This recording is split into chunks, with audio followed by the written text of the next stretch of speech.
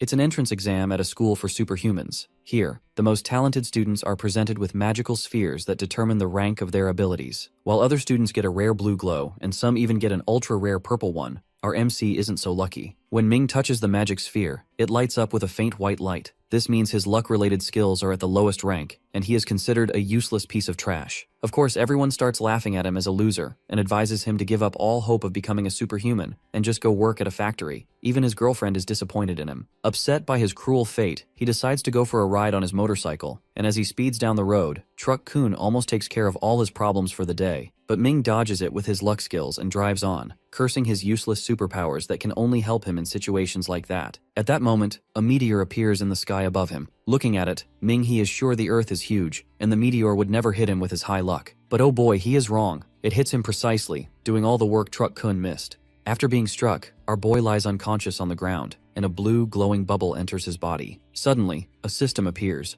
running calculations on his condition. The system master observes that her host lacks fighting abilities, so she bestows extraordinary powers upon him, granting Ming a red honor rank. Later, he is found unconscious in a hospital. The doctor mentions that he could remain in a coma for a long time, and a blonde nurse volunteers to care for him. A few days later, the campus queen arrives with a bouquet. After a month, the bullies return to mock our hero. The blonde-haired guy opens an envelope from the bouquet and discovers that Luo Qian has replied to Ming's confession. In frustration, he tears the letter apart. A year passes, and disaster mutants begin to appear in the southern suburbs. When the alarm sounds, all the doctors evacuate, but the blonde nurse rushes toward Ming He. Upon reaching him, she is seized by a monster. Fortunately, our protagonist wakes up instantly and defeats the creature with a single punch. After witnessing everything, the nurse breaks down in tears. Ming-hu gently reassures her, expressing his gratitude for all the care she's given him. She thanks our boy in return before he asks about the current situation. Nurse Song explains that pollution entered the sewers, causing the parasites to mutate. She adds that everyone else must have already been evacuated. Ming notes that she chose not to abandon him, but she insists it was simply her responsibility as a nurse. Curious about how he managed to defeat the monster, she asks. But our protagonist just shrugs and claims he practiced in his head. Deciding to move forward, Ming clears the hallway of monsters with his fists. When a monster approaches, the nurse screams, prompting him to use his sulfuric acid fist to take it down. She wonders if this power is his extraordinary ability, but our hero mentions that he actually failed the entrance exam a year ago. She jokes that perhaps the teacher was short-sighted. Afterward, Ming-he asks for more sulfuric acid. Meanwhile, elsewhere, a bridge is destroyed by mutated cockroaches advancing toward a bus full of passengers. Fortunately, a stellar rank extraordinaire arrives and begins shooting at the monsters, but is sadly taken down by a mutated rat. The bus teeters on the edge, about to fall after the mutated rat's attack. At the same time, Ming and Nurse Song have made it out of the hospital. The nurse spots the bus in the distance, realizing it carries people from the hospital. Our boy listens to a report about mutated magic rats and learns that authorities are seeking help from any unregistered extraordinaire. He asks for more details, mentioning that he's just a high schooler who failed the admission test. The reporter advises him to evacuate, but Ming-he remains determined to save the medical staff. The passengers scream as the mutated rat prepares to hurl their bus. Ming-hu and Nurse Song witness the chaos from behind. He instructs the nurse to hide while he confronts the mutated rat, but she worries about his safety. To reassure her, our protagonist reminds her that a nurse can't abandon her patient. He leaps forward, landing a punch on the mutated rat, wanting to test his new powers. However, our hero realizes that one swipe from its claws could be fatal. The rat launches a relentless attack, but Ming dodges every strike. Ming-hu counters with a series of punches. Just as he prepares to finish the fight, the rat's eyes snap open, and it begins crushing cars in a frenzy, hurling one toward him. This makes our boy realize that brute force alone won't be enough. Suddenly, he notices petrol leaking from the wrecked cars. The rat keeps launching vehicles at Ming,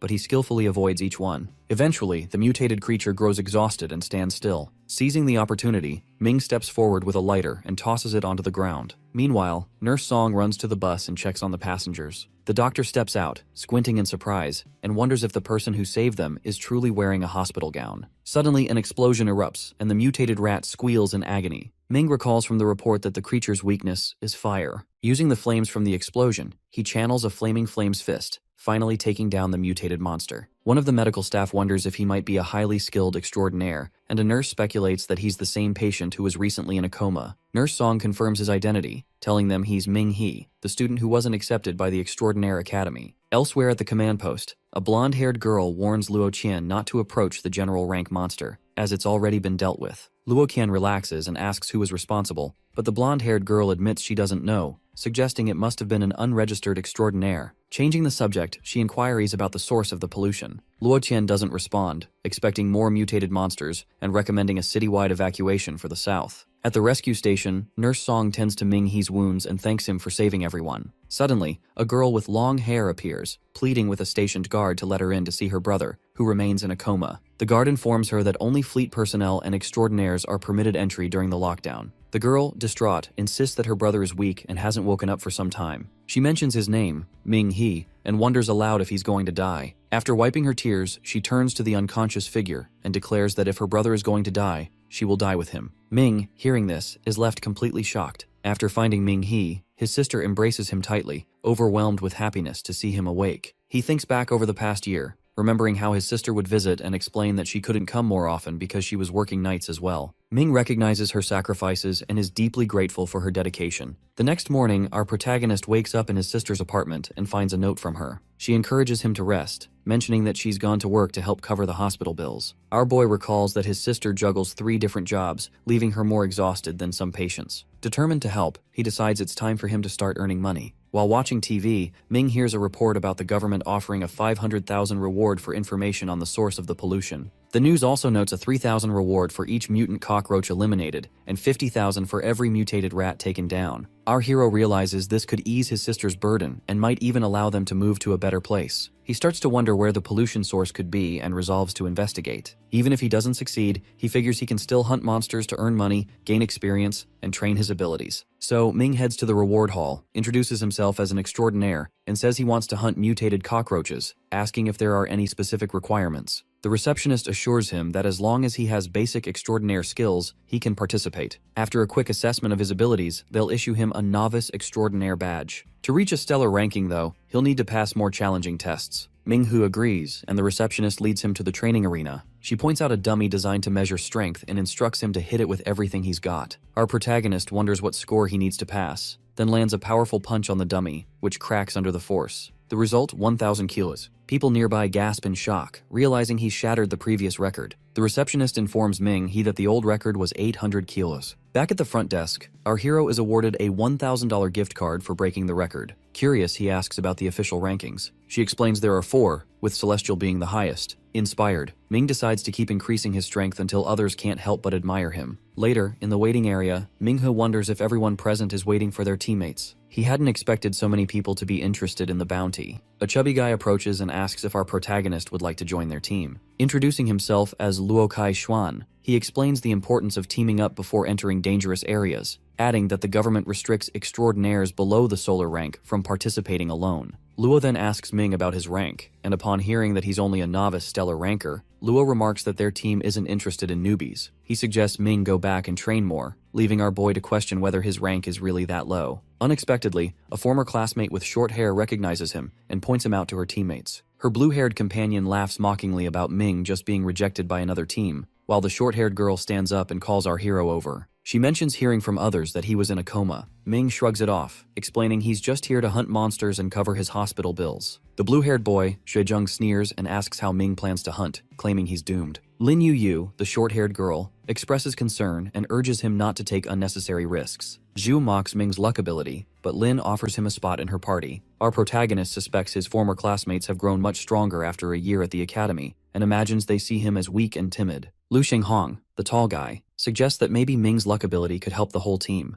The group ultimately agrees to let him join, though Shui remains reluctant. As they make their way into the quarantined area, Lin explains that they've been training at Wudu Academy, which requires students to participate in an annual social event, hence their presence here. When Ming-He asks about Luo Qian, Lin shares that she's grown much stronger and is currently in Lanyang City investigating the source of the pollution. Lin then asks for his thoughts on the pollution. He ridicules Ming's liberal arts background, saying it didn't help him pass the exam and that students like themselves have found nothing about the pollution source. Meanwhile, our hero considers the 3 mutated parasites, cockroaches, maggots, and rats, all residents of the sewers. He hypothesizes that the pollution might be some kind of fluid that's entered the southern city's sewage system. Although he's unsure what a mutated maggot looks like, Ming assumes it must be weaker than a mutated cockroach. Before long, he spots a swarm of mutated maggots emerging. As the maggots approach, both Ming and Lin dash away, with our boy regretting that he overlooked the fact that maggots live in colonies. Reaching the other team members, Ming quickly informs them about the situation. As the swarm of mutated maggots closes in,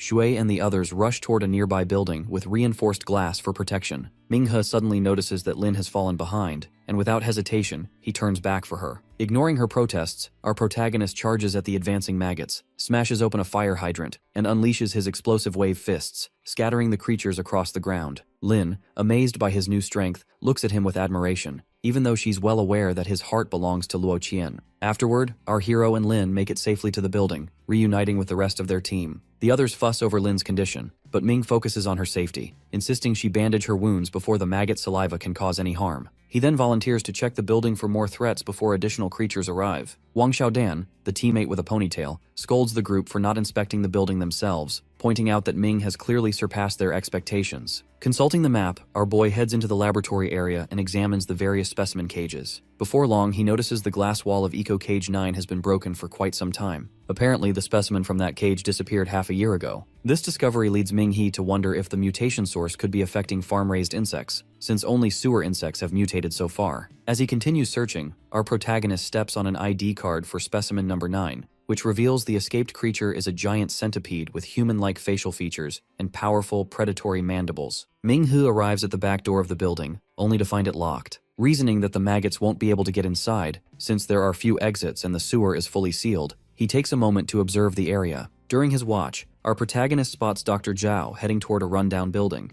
At that moment, his phone rings. It's Nurse Song, inviting him to dinner and asking him to call her Sister Song or Sister Lan from now on. Ming agrees and mentions he's currently in the quarantine zone. She scolds him, clearly worried, and reminds our boy that the mutated creatures there are even more dangerous than those they've faced before. He reassures her, explaining that he wants to ease his sister's burden by earning bounty money. Curious, Sister Song asks if Tai Yu is his biological sister. Our hero replies that she isn't, but they grew up together in an orphanage and are closer than real siblings. The nurse wistfully admits she wishes she had a younger brother like him, and while she's showering, she feels a pang of regret about getting dressed up for him. Ming brings up that he saw Dr. Zhao in the quarantine zone, but couldn't get a clear look through the glass door. Sister Lan reveals the doctor has been acting strangely, making mistakes in surgery, leaving work early, and staying up all night. Ming-He learns that Zhao accidentally lost Scourge's blood while trying to purify it. He quickly asks when the sample went missing, and she tells him it's been almost a year, the very day he was hospitalized. Instantly, our boy suspects the pollution began when the blood sample was lost, and that insects infected a year ago have now mutated.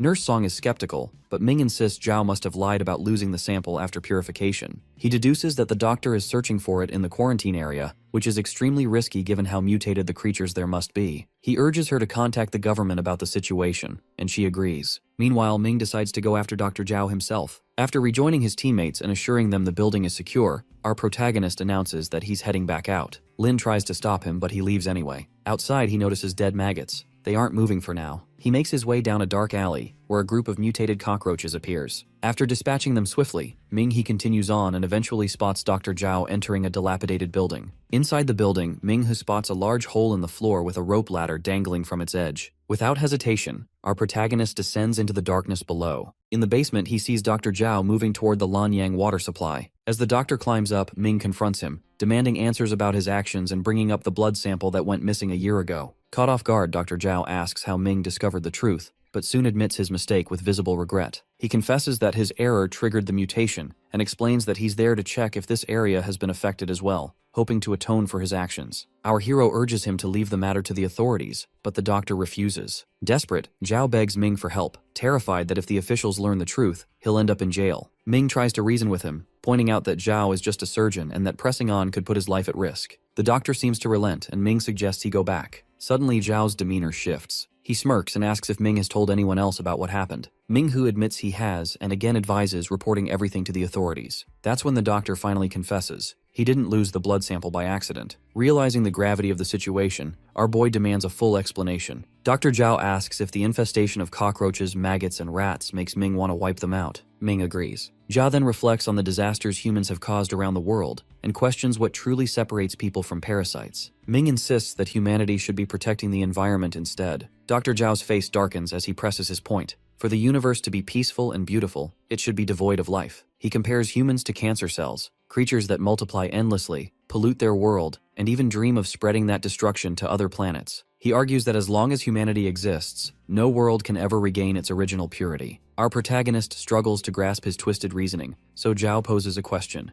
If your body falls ill, Doesn't your immune system kill the invading bacteria? Ming nods. The doctor continues, explaining that if the universe itself became sick, it would produce something to wipe out humanity, just as the immune system targets disease. He reveals that the scourges, disasters, and falling meteors Ming has witnessed are actually the universe's immune response, acting with its own will to eliminate humankind entirely. Ming Hu insists that Dr. Zhao's views are beyond reason, and reminds him that his own mistakes caused the pollution and mutations, resulting in countless deaths. The doctor simply laughs, claiming that just as he treats people when they're sick, he'll treat the universe by destroying humans, whom he considers even worse than parasites. He finally confesses to being the creator of the mutation and announces his plan to wipe out everyone in Lanyang City before moving on to bigger targets. To continue his plan, he resolves to eliminate any obstacles, starting with our protagonist. Ming points out that the area is already quarantined, so the pollution shouldn't be able to spread further. However, Dr. Zhao reveals his true scheme. He intends to use the water pipes to distribute the contamination. Since people will keep using tap water, the infection will pass into the city's underground systems and eventually reach the entire population. Feigning ignorance, our boy places a hand on the doctor's shoulder and pretends to agree, claiming he'll leave and let him continue his work. Zhao, still wary, asks if Ming has no desire to play the hero and save the city. Ming shrugs off the idea, calling himself trash who failed the admission test a year ago. But when Zhao checks his coat, he discovers the vial of scourge blood is missing. Our hero has stolen it. Suddenly, the doctor's body contorts, transforming into a massive muscular beast. Ming realizes Zhao must have experimented on himself, using the scourge blood to mutate his own form.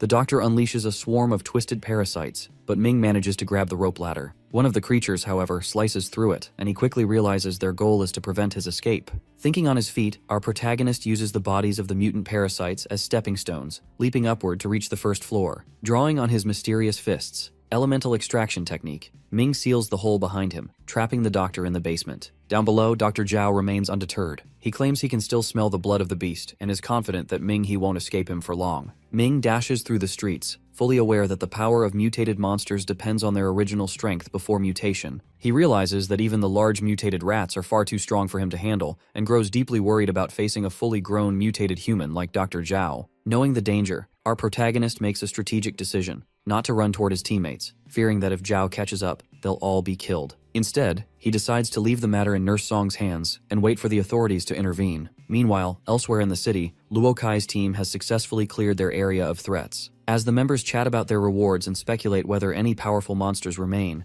Dr. Zhao suddenly emerges from a manhole. Confident, Liao Xiao steps forward, declaring that he'll take the creature down and then get some rest. Luo Kai, observing the doctor's massive mutated form, guesses that defeating such a beast would yield an enormous bounty. Without warning, Liao Xiao launches his attack, but Zhao kills him instantly, remarking that the best way to recover is by killing everyone in his path. When another teammate bravely charges forward to protect her friends, the doctor dispatches her just as quickly. Luo Kai and one remaining companion stand frozen in horror as their teammates lie dead around them. Dr. Zhao spares the two, claiming he's in a hurry, and summons the mutated lymphomas to help locate our hero. Luo Kai and his companion are left in tears, mourning their fallen friends and calling themselves lucky to have survived Dr. Zhao's rampage. Meanwhile, our protagonist sprints through the streets with the mutated lymphomas hot on his trail. He quickly realizes they're tracking him by scent, and feels a flicker of relief that Zhao himself isn't as fast as these twisted rat beasts. Determined to keep the blood sample out of enemy hands, Ming keeps running until he spots a gas station. Thinking fast, he douses himself in petrol to mask his scent, then slips into a nearby supermarket.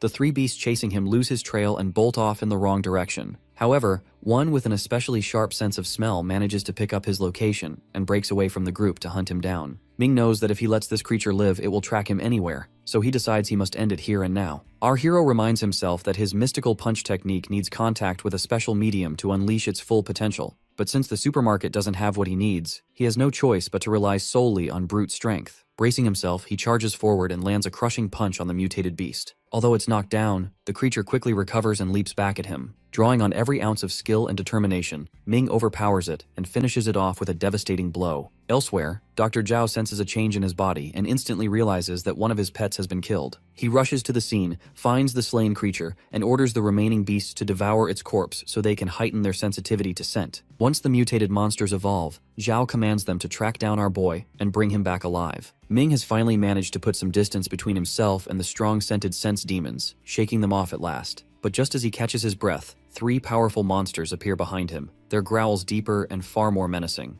As he considers his options, our protagonist spots an amusement park ahead. The the perfect battleground for his next move. Right now, he needs something he can use as a conduit for his mysterious fist technique, which he knows will greatly enhance his strength. Before preparing for the fight, our hero quickly washes the gasoline off his body. He knows that if he runs into any source of fire, his own body could ignite before he even launches his blazing punch. Although he's tempted to keep moving, knowing the monsters will track him down eventually, he decides to buy some time. Once all the lymphoma demons are inside the park, he plans to wipe them out, though Dr. Zhao's unpredictable behavior still lingers uneasily in his thoughts. Suddenly, the lymphoma demons burst into view and attack. The lead beast has grown even larger and stronger, but Ming dodges its repeated blows with ease. Its sheer bulk has slowed it down, giving our boy the upper hand. As he taunts the creature to chase him, two more beasts appear out of nowhere. Realizing he's outnumbered, he bolts up the roller coaster track, hoping the high ground will give him an advantage and allow him to take down all three at once. The monsters pursue him relentlessly. When Ming reaches the top, he channels his focus and uses the metal track as a medium for his elemental extraction technique. Summoning every ounce of power, he punches the first beast, blasting a massive hole through its body and sending it crashing to the ground.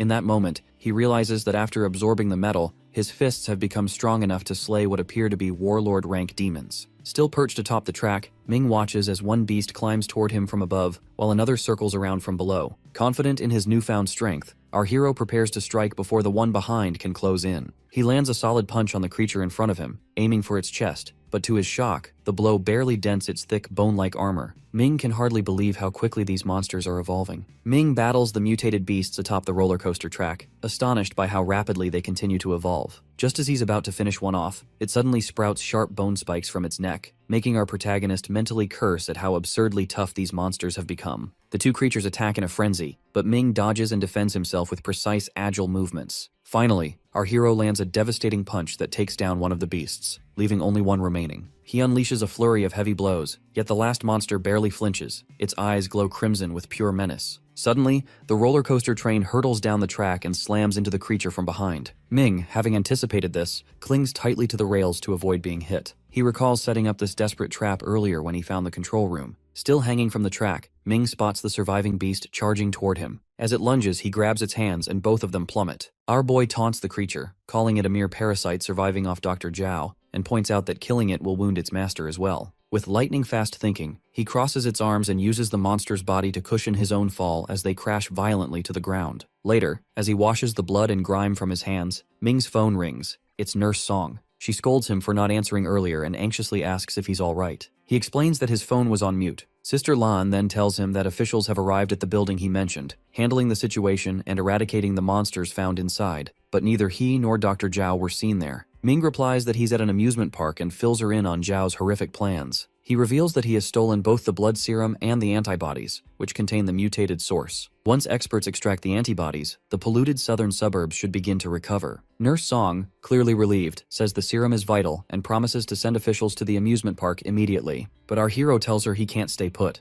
Dr. Zhao is still hunting him. He suggests meeting at the southern tower and asks her to dispatch the experts there instead. Before hanging up, he warns that Zhao has mutated and is extremely dangerous. Meanwhile, from a distance, Dr. Zhao watches Ming intently, murmuring to himself that, as expected, his target showed up right on time. Dr. Zhao appears and greets Ming, then gestures up at the amusement park ride where the boy's teammates are tied and held captive. He explains that while searching for Ming, he encountered his friends but decided to keep them alive because they're connected to him. The captives cry out desperately for help, and our protagonist feels a crushing helplessness, knowing he's no match for the mutated doctor. His only hope is to hold out until the authorities arrive. The doctor then points at Lin Long, asking if she's Ming's girlfriend, suggesting he must care deeply about her. Lin quickly clarifies that they're just classmates who look out for each other, making Zhao question whether his life is worth risking for mere classmates. Our hero mocks him, calling those underground speeches laughable. He argues that, contrary to Zhao's belief that humans are a disease to the universe, he sees them as giving meaning and vitality to an otherwise lonely cosmos. Ming says that the universe's own evolution led to life, but Zhao rejects this idea. The doctor goes on to claim that civilization and thought are evolving, and this evolution is producing superhumans,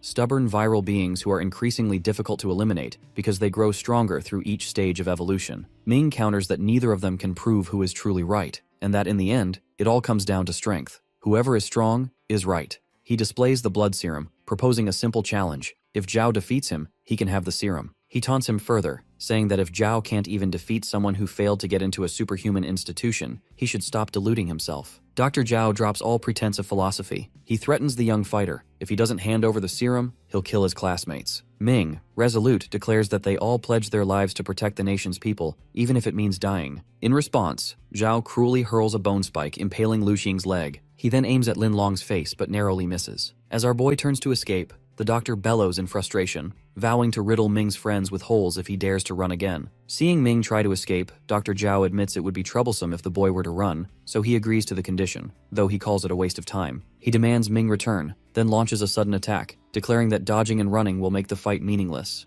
To trap him, the doctor creates a barrier of bone spikes and warns that if Ming steps outside the boundary, he'll kill one of the students. Our protagonist accepts the challenge, but Zhao keeps taunting, bringing up Ming's failure in the admission test and how he fell into a coma afterward because he couldn't handle the truth. The doctor mocks him, calling him pitiful and claiming people only pretended to care, with even the flowers at his hospital bed arranged by a teacher who forced everyone to participate. Ming dodges a barrage of bone spikes, each attack laced with another cruel jeer. Jay reminds him of how he once called his own life sad, questioning why he's trying to play the hero now. One of the strikes lands squarely on Ming's chest, blood gushing out. From above, the wounded Lin Long pleads for him to run and save himself. But our hero grits his teeth and rises to his feet again, refusing to give up. Zhao sneers at his determination, saying nothing will change no matter how many times he stands up. As the doctor charges for another attack, Ming spits blood into his eyes, momentarily blinding him. His hands glow with energy as he realizes his own blood is one of the strongest mediums for his mystic punches. He lands a devastating blow that sends Zhao crashing into his own bone spikes. The classmates cheer wildly. He saved them. Lu Xing cries out about his bleeding wound while Lin Long urges Ming to tend to his own injuries. But Zhao isn't finished. He rises, tearing the bone spikes from his flesh, and asks if Ming's punches come from some advanced evolution talent. The young fighter answers with another punch to the face, but Zhao barely flinches, admitting the blows are heavy but ultimately useless against him. He recalls Ming's flaming punch from the bridge, but before he can finish his thought, Ming unleashes a relentless flurry of strikes. Still, the doctor stands tall, taunting that Ming's talent is indeed interesting,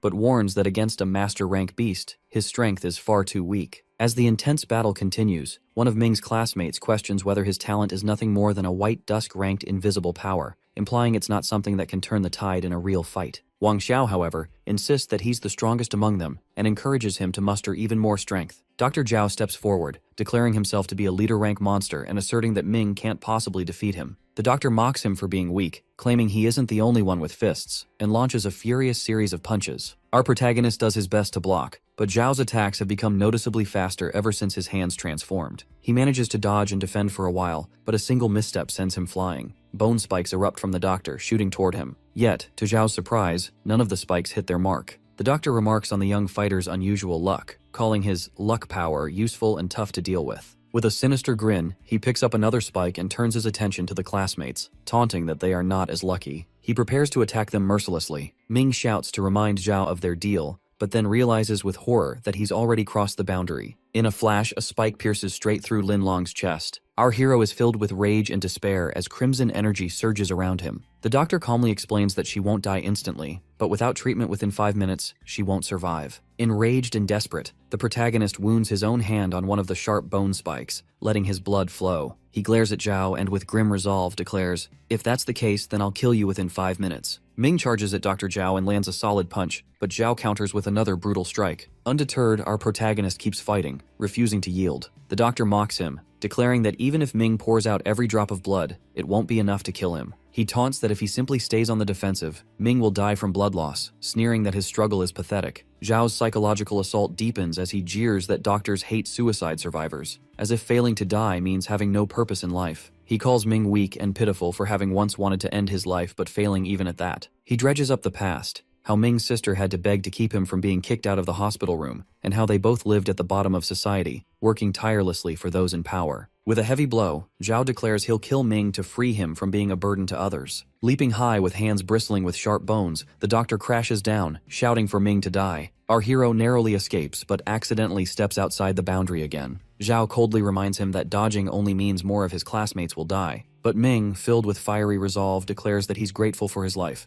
and that his sister has always cared for him. Zhao scoffs, but Ming presses on, saying his sister sacrificed her dignity to beg for his sake because he's her only family. He reminds the doctor that even Nurse Song never abandoned him, not even during his mutation. Ming vows not to abandon Lin Long, who helped him, and recalls how his classmates all contributed to pay his hospital bills. With defiance blazing in his eyes, our protagonist asserts that even if Zhao can't be completely destroyed, his punches have left real marks, 49 in total, on the enemy's body. Gathering his energy for one final strike, Ming channels the star-marked multiple fists technique, his entire body erupting in blue spirit energy. Zhao stares in disbelief, recognizing it as the legendary blue spirit talent, and realizes he's been defeated by someone he once called trash for failing the school exam. Blue energy explodes outward. Ming's classmates gaze in awe as Zhao finally collapses beneath the overwhelming assault. Standing tall amidst the fading light, Ming proclaims that he may not be extraordinary, but at least he's greater than Zhao, who harms others for his own twisted ideals. Ming rushes to the control room and lowers the swing, freeing his classmates from captivity. They shower him with praise, thanking him for saving their lives and blaming the examiner and the testing machine for failing to recognize his true talent. Without hesitation,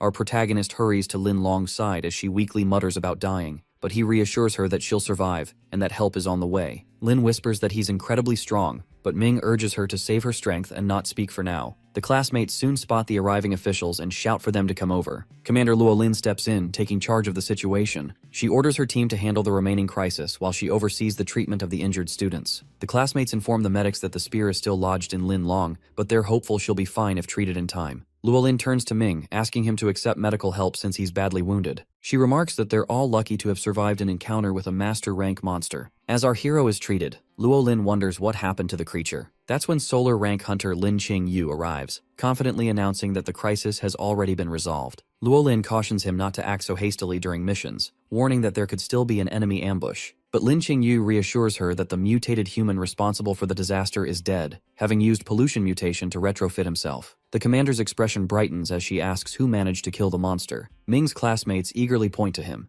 and he confirms that he's the one who defeated Dr. Zhao. He also hands over the blood serum, explaining that he took it from the doctor. When asked about his rank and how he pulled off such a feat, our protagonist calmly explains that his superpower evolution ability is still at its first stage, and that he's only a trainee starlight rank. Luo Lin is stunned, exclaiming that the monster had recently killed 2 Moonbright rank hunters. Wang Xiao steps forward, clarifying that Ming only just became a super evolution hunter and didn't even pass the school entrance exam. The commander recognizes his voice as the one who disobeyed orders over the walkie-talkie and calls him arrogant. But a doctor interrupts, identifying Ming as the one who saved them on the bus in the south area, while Lin Long, her voice weak but proud, calls him the true hero who saved everyone, making the higher-ranked hunters seem useless by comparison. Humble as ever, our protagonist says he simply did his best to save his classmates. Impressed, Luo Lin smiles and invites him to join the official Super Evolution organization, promising excellent treatment, a high salary, great benefits, and joking that all the female colleagues are as pretty as she is. Lin Long teases Commander Luo Lin, telling her not to be shameless and insisting that none of the other women could possibly match her beauty. Luo Lin just laughs and turns to Ming, saying that while the Advanced Evolution School may not have wanted him, the official organization would gladly welcome him with open arms. Our hero tries to respond, but exhaustion and blood loss finally catch up with him, and he collapses where he stands. Doctors rush in, explaining that he simply pushed himself too far and lost too much blood.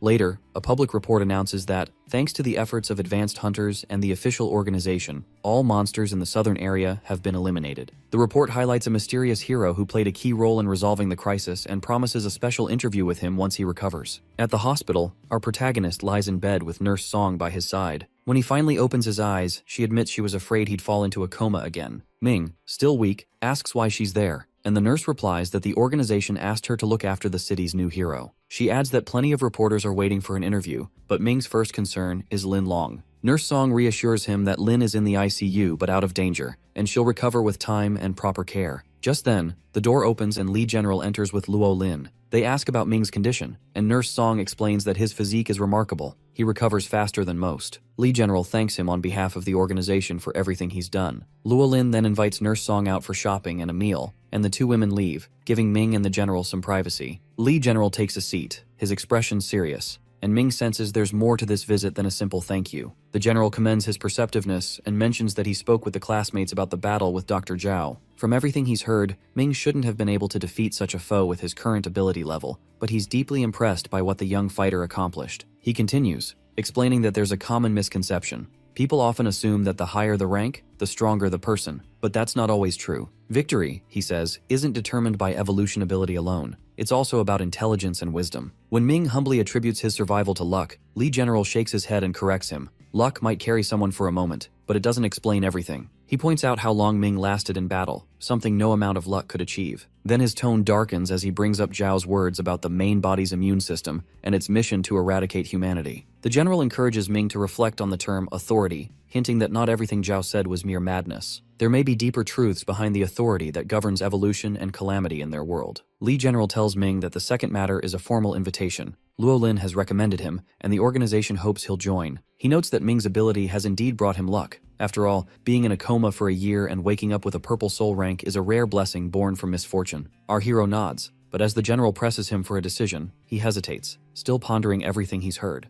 The officer then shifts to a more serious topic. Based on research, the scourges that have invaded Earth originated from meteors. Each meteor, he says, carries a creature inherently hostile to humans. This, he explains, is simply the nature of all living things. Earth's life force itself is driven by survival. He then asks what our protagonist thinks the instinct of these meteor-born beings is. Ming replies, to kill, and Li General agrees, explaining that their primary instinct is indeed to kill until humanity is extinct. He then asks if that means humanity really is the cancer cell of the universe's main body, as Zhao claimed. The general responds that, if anything, humanity's first instinct is survival, and the second is exploration. But even super beings don't know the ultimate answer. They're still on instinct number 2. When our boy wonders why, if the universe rejects humanity, it would bestow advanced evolution abilities, Li General suggests that those born with such powers are humanity's best defense against these menaces, perhaps the universe's newborns, invaders, or even its own viruses. Until the truth is uncovered, he says, super beings will persist, carrying the flame of civilization and refusing to be defeated. Ming quietly resolves that, while he can't save all of humanity, he will at least protect those close to him. Before leaving, Li General has 2 questions, insisting on honesty. He recounts the event a year ago when an outer meteor, Goddess Queen, entered Earth's atmosphere, changed course, and exploded above the planet. Ming was nearby and fell into a coma for a year. The general asks what he saw. Our hero recalls lightning covering the sky before he quickly lost consciousness, then asks if meteors themselves are also terrifying scourges. Li General explains that disasters are ranked from 1 to 12. A rank 1 disaster has the destructive power of a severe weather event, like a tornado. The recent mutated monster incident in Lanyang's southern suburbs was graded as an A rank 3 disaster, serious, but not catastrophic. Zhao had tried to escalate it by contaminating the water supply, which could have upgraded it to a rank 6 event, but Ming stopped him in time. He's shocked that even this serious crisis is only a rank 3. The general tells him the Goddess Queen catastrophe was a rank 9 disaster, so powerful it threatened the entire southern region of China. For comparison, 5 years ago, a rank 8 disaster involved a meteor's emperor rank disaster beast, and the recent pollution comes from that beast's blood, which an underground merchant hid away. He says he needs to talk with his sister, so Li General politely excuses himself, promising not to disturb him. As the man leaves, Ming suddenly calls out. The general turns, expecting some crucial memory or clue, but our protagonist just asks about the monetary reward. Li General laughs, assuring him he'll get every penny and departs. Left alone, Ming sits in meditation to cultivate his energy. His consciousness drifts to a strange, different place, where he addresses a sculpture, asking if she heard what Li General said. Suddenly, blue light bursts from the sculpture, and it transforms into a beautiful woman. Our hero stands before her and asks, "Are you really a rank 9 disaster?" The woman insists that he is at least rank 11, which makes our protagonist wonder if she was really sent to destroy humanity. She affirms that everything Dr. Zhao said is true, labeling humans as greedy, and explaining that this greed has already tainted the universe's main body. Sitting on the stairs, our boy says this is yet another reason why he won't let her out. She reminds him that she gave him space to train while he was in a coma, which is exactly how he was able to defeat Zhao. He explains that their relationship is symbiotic. If one dies, the other will eventually perish as well. The goddess says that due to an accident when she descended, she ended up residing in his body and calls him a weak host. She argues that his fist's instincts are not to kill, as Li General claimed, but to survive. Our hero points out that even when he was at his weakest, she still chose to merge with him. She tells him not to compare her to others, asserting that she is nobler and higher. She is a goddess. She also explains that finding a compatible host is difficult, and adapting to a symbiotic relationship takes time, just as it took him a year. He realizes she was the reason for his coma, but to make up for it, she granted him a special ability. The goddess claims she now wants to live peacefully, while he points out that her survival instinct is the same as Earth's life force and humans' own nature. He adds that even she doesn't know the universe's full truth and is simply following certain rules. Although the world isn't perfect and has its dark sides, he believes it is still good overall, even calling her cute and expressing hope they can get along. She dismisses the idea, telling him to focus on cultivating and grow stronger. insisting she doesn't want to die with him. She threatens to create even tougher opponents, but Ming refuses, saying he's tired and that overtraining, even in the meditation space, is unhealthy. When he opens his eyes, our protagonist admits that there's essentially a nuclear bomb inside him. If he tells anyone about her, she will surely detonate. He wonders if, since he can restrain her, he might be able to resolve even a rank 9 disaster. Outside the hospital, reporters swarm him with questions. As they crowd around, some demand he remove his mask, while others urge him to make a statement. Ming responds that he's only trying to protect the people around him, and gives credit to the officials for killing the mutant. He adds that everyone in the southern suburbs played a heroic role and suggests the reporters interview them instead. Meanwhile, Luo Kai mourns at the graves of his companions, calling them all heroes. At a park, our hero reflects that he can't reveal his identity publicly, or he'll risk being taken to some lab for experiments. Checking his bank balance, he's relieved to finally be rich, which means his sister can relax. Unaware that he's been hospitalized again, she would be worried sick if she found out. He greets her at her ice cream stall and excitedly shows her the rewards, promising they'll have a feast and take a break today. But his sister insists they need to sell the ice cream while it's still fresh, so he decides to help out. She encourages him to study and retake the exam, praising the hero who dealt with the southern suburbs incident. Reminding him of his own dream to become a super being, she suggests he use that hero as inspiration to pass the exam. Privately, our boy muses that he actually is the hero and tells her that his doctor advised him to get fresh air, so he'll stay and help.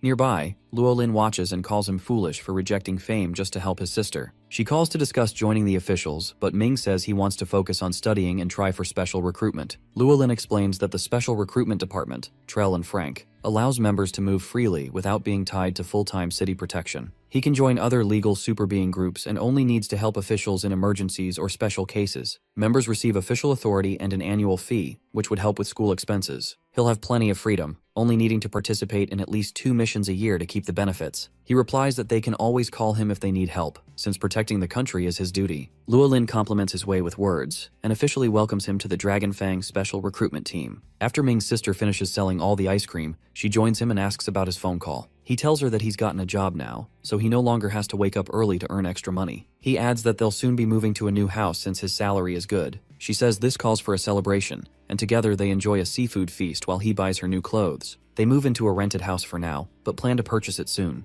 Grateful, she says she wishes she could thank the Land City hero for risking his life. They're only able to buy a new house because of him. She insists her brother must thank the hero if he ever gets the chance. Ming agrees, though our protagonist privately thinks there's no need for thanks. These people are worth risking his life for. Afterwards, our boy throws himself into a rigorous training routine that includes core and strength training, knowledge gathering, and combat practice. The goddess tells him that Dr. Zhao's statistics have been analyzed, and he can now use his pantheon for combat training. Ming admits he hasn't forgiven Zhao yet, but she advises him to focus on building up his body and taking in more nutrients. While his combat skills are strong thanks to his brain, his body still lags behind his reaction speed. The deity urges him to aim for solar rank so he can survive tougher battles. Ming wonders if he'll be able to use territory skills, and she confirms. If he learns that, Zhao will become insignificant before him. His teacher once said that territory can break human physical limits, and our hero's fist power is already above average. He then asks about his red warlock talent. The goddess explains its benefits, including a secret art and the power of absolute territory, where he can set the rules of battle in his favor. She refuses to let him experience it directly, instead urging him to practice the secret art and get familiar with it. He discovers that 49 marks are needed to activate the multiple fists ability,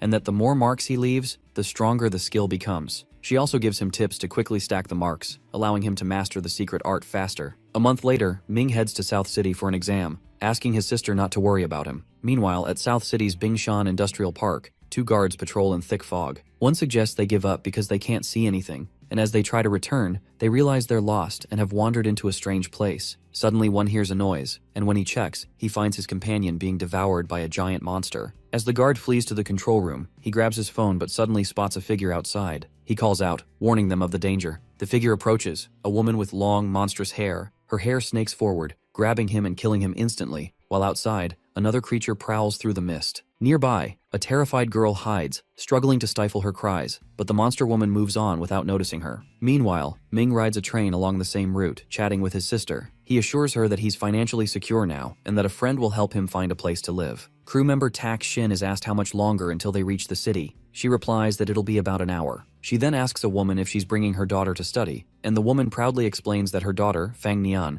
was the top student in Lanyang City, and has been admitted to the city's advanced evolution school. Passengers admire the girl's beauty and talent, While some share stories about their own struggles with the challenging exam, Ming glances her way, quietly admiring her ability, and reflecting that, unlike her, our protagonist got into the school through a side door. A woman with a baby sits nearby. Suddenly, the train jolts to a halt, startling everyone. The baby slips, but our boy reacts instantly, catching him before he hits the floor, drawing Neon's attention. Confusion spreads as fog thickens outside and the signal lights die out. A curious child peers through the window, whispering that the train stopped because something huge is out there. An announcement follows, asking everyone to stay seated due to a problem faced by the crew. The passengers grow uneasy, murmuring about what might be happening. Curious, Ming rises and asks Tak Shin about the situation. She says the crew is investigating and urges him to return to his seat. He reveals that he's an advanced adventure hunter and offers to help if needed. Tak Shin accepts and brings him along. Neon steps forward too, insisting she can help. They soon meet Chi Ming, the security officer, who's skeptical after hearing their ranks and says they can't assist when no one even knows what's waiting outside.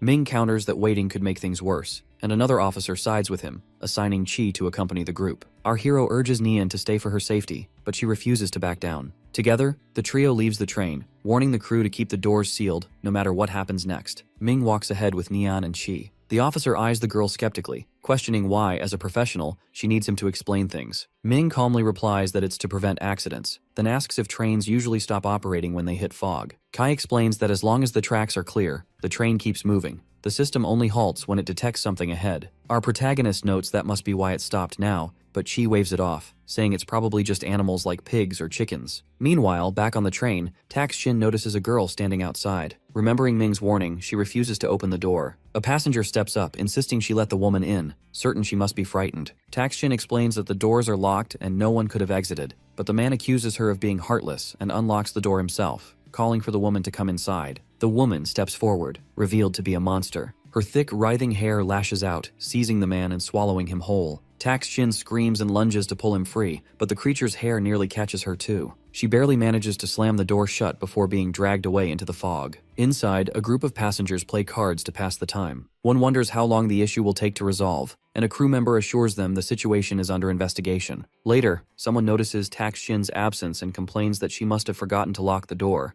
unaware of the horror unfolding just outside. Ming observes the devastated landscape, recognizing the markings left by a calamity beast. His phone rings and Luo Lin contacts him, noting his location is near Nando's Xiaopei town. He confirms he was traveling there by train but explains they've stopped mid-route due to an emergency. Thick fog and weak signals have made things difficult. When she asks if the train is operational, he reassures her that it's fine. It's just blocked by debris on the tracks. Once the obstacles are cleared, they should be able to resume. Luolin urges him to hurry and get the train moving. They're near the fog's edge, and lingering could be dangerous. Ming asks about the fog, but she tells him to focus on getting everyone out safely first. Down by the tracks, Chi and Nian work hard clearing away the debris. Chi grumbles that our protagonist is leaving them the tough job, but Ming insists they need to hurry and get back to the train. He explains that he managed to get a call from the officials while up on the mountain and warns them that the tracks show signs of a calamity beast, likely responsible for knocking down the rocks. When questioned, our boy says he has no reason to lie, adding that this fog might be the sign of a high-ranking calamity. Their priority, he reminds them,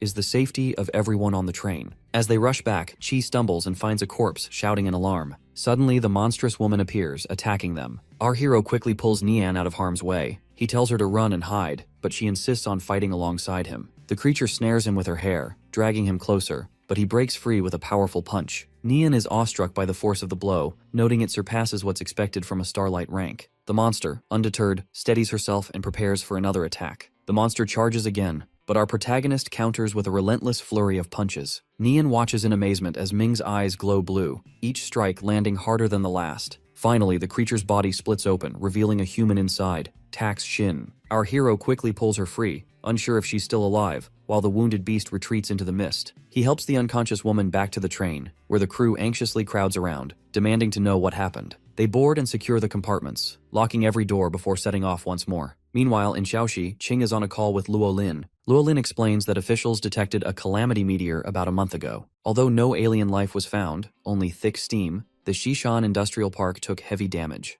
The event was unprecedented, and authorities dubbed it the Mist. Ching notes that the fog usually lingers near the mountains and that strange calamity beasts appear only within it, vanishing once it lifts. Luolin adds that some witnesses who wandered inside claim to have seen enormous creatures, possibly even emperor class. She also mentions that the fog recently drifted close to the train's route, confirming Ching's team is moving in the right direction. Ching comments that the fog devoured all the livestock in a nearby town, but Luolin expresses relief that Xiaoxi's residents and the train crew were warned in time. Ching insists they must investigate further, warning that if the fog returns, it could mean disaster. She explains that people who entered lost their way, and when the mist cleared, both the wanderers and the beasts vanished without a trace. She then reveals that their knowledge of the fog came from a prior incident. When Luolin asks for details, Ching sends her a photo of an insect, a clue from the entomology research team. Half a year ago, they lost track of a specimen named Lian Pu, a patterned centipede. Its tracking chip later indicated it had hidden inside a cave near Xishan, but the team couldn't retrieve it and left it be. Because the cave lies so close to the Xishan Industrial Park, Ching suspects the centipede isn't native to the fog. Luolin confirms they were alerted the moment its location changed. Both agree that recapturing the creature could reveal key information about the phenomenon, and Ching vows to bring it back alive. Suddenly, the giant centipede appears before her, swallowing a pig whole in a single gulp. Ming sits in the ambulance with Qi, who thanks him for saving everyone's lives and admits he never expected a Starlight trainee to be so strong. Our hero shakes his head and points to Tak Shin, saying she's the real hero for protecting everyone and stopping the monster from getting in, calling her honorable. Once they reach the hospital, Ming receives a call from an unknown number. He immediately recognizes Luo Qian's voice. She says she got his number from Lin Long, who also told her he was coming to South City. When Ming asks why she didn't call earlier, he explains something happened on the way, and she quickly realizes it must be related to the fog incident. Luo Qian says she'll come find him, and he suggests meeting outside the city's evolution school. She agrees. As he waits, our protagonist recalls proposing to her, and concludes that her silence must have been a rejection. Meanwhile, Luo Qian talks with her friend, convinced Ming must have read the letter she left for him in the hospital, the one where she wrote that they could start dating once he recovered. Her friend insists she only feels sorry for him and warns that he has other options, urging her to be honest. Luo Qian admits she's liked Ming for a long time, though her friend hadn't realized it before. Now, as the school's goddess, the friend warns her not to date out of pity. Luo Qian insists he's a good person, and she wants to give it a try,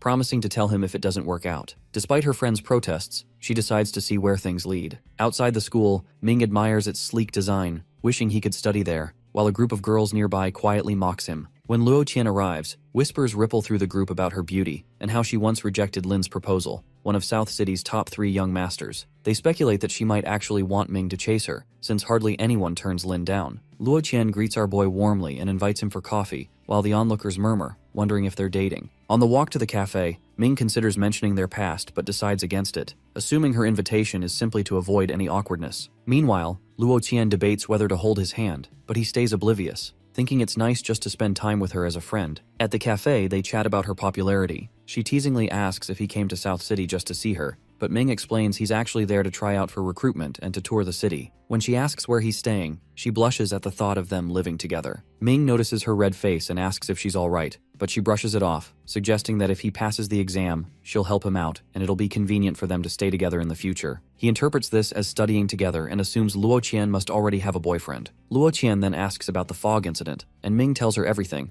even handing over his hunter badge for her to see. As they talk, Fang Kai arrives, sneering at our protagonist's low rank and mocking that it's embarrassing to have someone like him as an old friend. Kai complains to Luo Qian for not telling him that Ming was coming, saying he would have gathered all their classmates. She replies that she wanted to talk to him alone, and Ming agrees, asking Kai not to interrupt. Just then, she gets a call and asks them to stay quiet. Kai leaves, muttering curses under his breath and grumbling that as the school's goddess Luo Qian deserves someone like him, not Ming. After finishing her call, she apologizes, explaining that she has to leave for something urgent. Our protagonist reassures her that they'll meet again, and she waves goodbye before heading out. Outside, she meets her brother, who tells her they need her lightning control ability, and that they'll discuss the details in the car. Ming watches from inside, mistakenly assuming the man is her boyfriend, and decides he shouldn't bother her too much in the future. At the special recruitment area, 2 students gossip about the upcoming exam, noting that it happens every year after freshmen arrive. They claim the process is rigged with money and connections, and that anyone with real ability would have already passed the official exam. As our boy walks by, a student named Ling Hui approaches and suggests they go in together since they're both there for the exam. Ling asks how much he donated, but Ming looks confused. He came just to try out, not knowing about any donations. Ling explains that many students get in without taking the exam thanks to connections and bribes,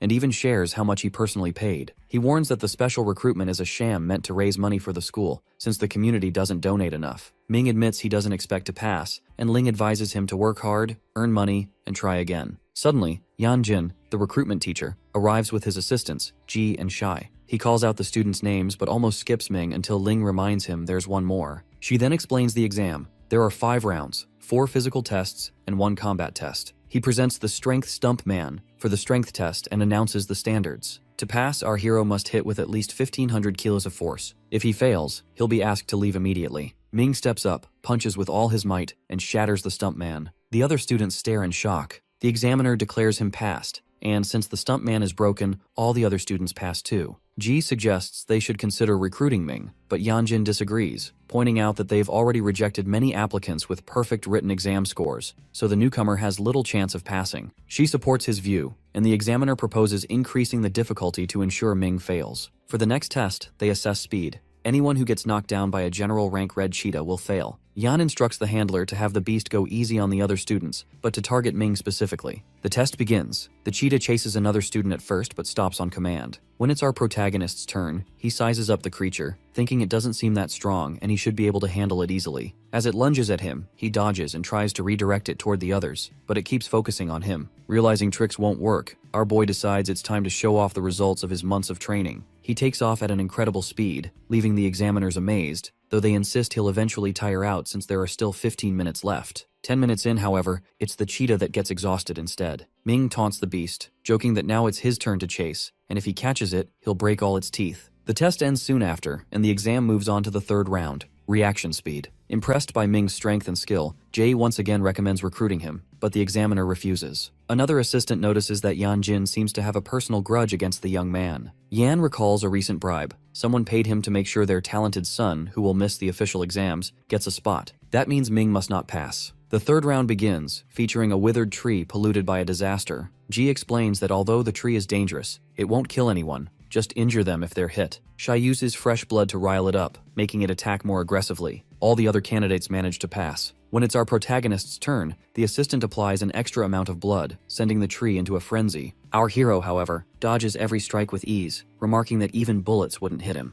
The examiner is baffled and asks Shai if he's going easy on him. In response, Shu dramatically deepens the cut on his own hand to draw more blood, but even then, Ming avoids every attack, using his secret art to stay untouched. The spectators are amazed, wondering who he really is, while Ming himself thinks the tree is actually great training. Wu rushes forward, praising the display and insisting he should be recruited. The examiner, still reluctant, argues that the combat round is the most important test. Meanwhile, Shai ends up in the hospital after losing too much blood. Rumors spread that he tried to harm himself because his girlfriend is cheating, but he denies it and explains what really happened with the tree during the exam. The examiner and students gather in the room for the talent rank test for super beings. Yanjin announces that, according to the records, Ming has the White Dusk rank. Our protagonist questions why this test is scheduled last, pointing out that failing it would render all previous rounds meaningless. Yan responds that he'll go last and tells the others to begin. Ling is the first to take the test and achieves the Purple Soul rank, as do all the other students. Yan then reveals that he reviewed our hero's school record from the previous year. Although he scored perfectly on the theoretical exam, his hidden super being talent was deemed useless. When questioned about this, Yan explains that at university, students quickly learn that super being talents can actually be altered. He describes a substance called life droplet, secreted by the Scourge, which super beings can use to replace their original talent and gain new abilities. With enough money and resources, anyone can upgrade their talent, even from White Dust or Blue Spirit to Purple Soul. Yan claims that this is how the other students obtained their rank. The revelation leaves our protagonist deep in thought, recalling the goddess's advice that concealing one's true power is the first rule of survival. He decides there's no need to reveal his true Red Warlock rank. Yan says that Purple Soul is the minimum requirement, but warns that secret arts grant unimaginable destructive power. He questions whether the young man can withstand the secret arts of those with that rank. Our hero calmly replies that he understands how dangerous secret arts can be, even threatening one's ability to fight. Yan ridicules him, insisting that his art is nothing compared to the solid foundation the others possess. Undeterred, he thanks the examiner for the reminder that a strong foundation will make his secret art even more powerful. He steps forward, gripping the test globe. At first it glows blue, but then it suddenly turns purple, stunning everyone.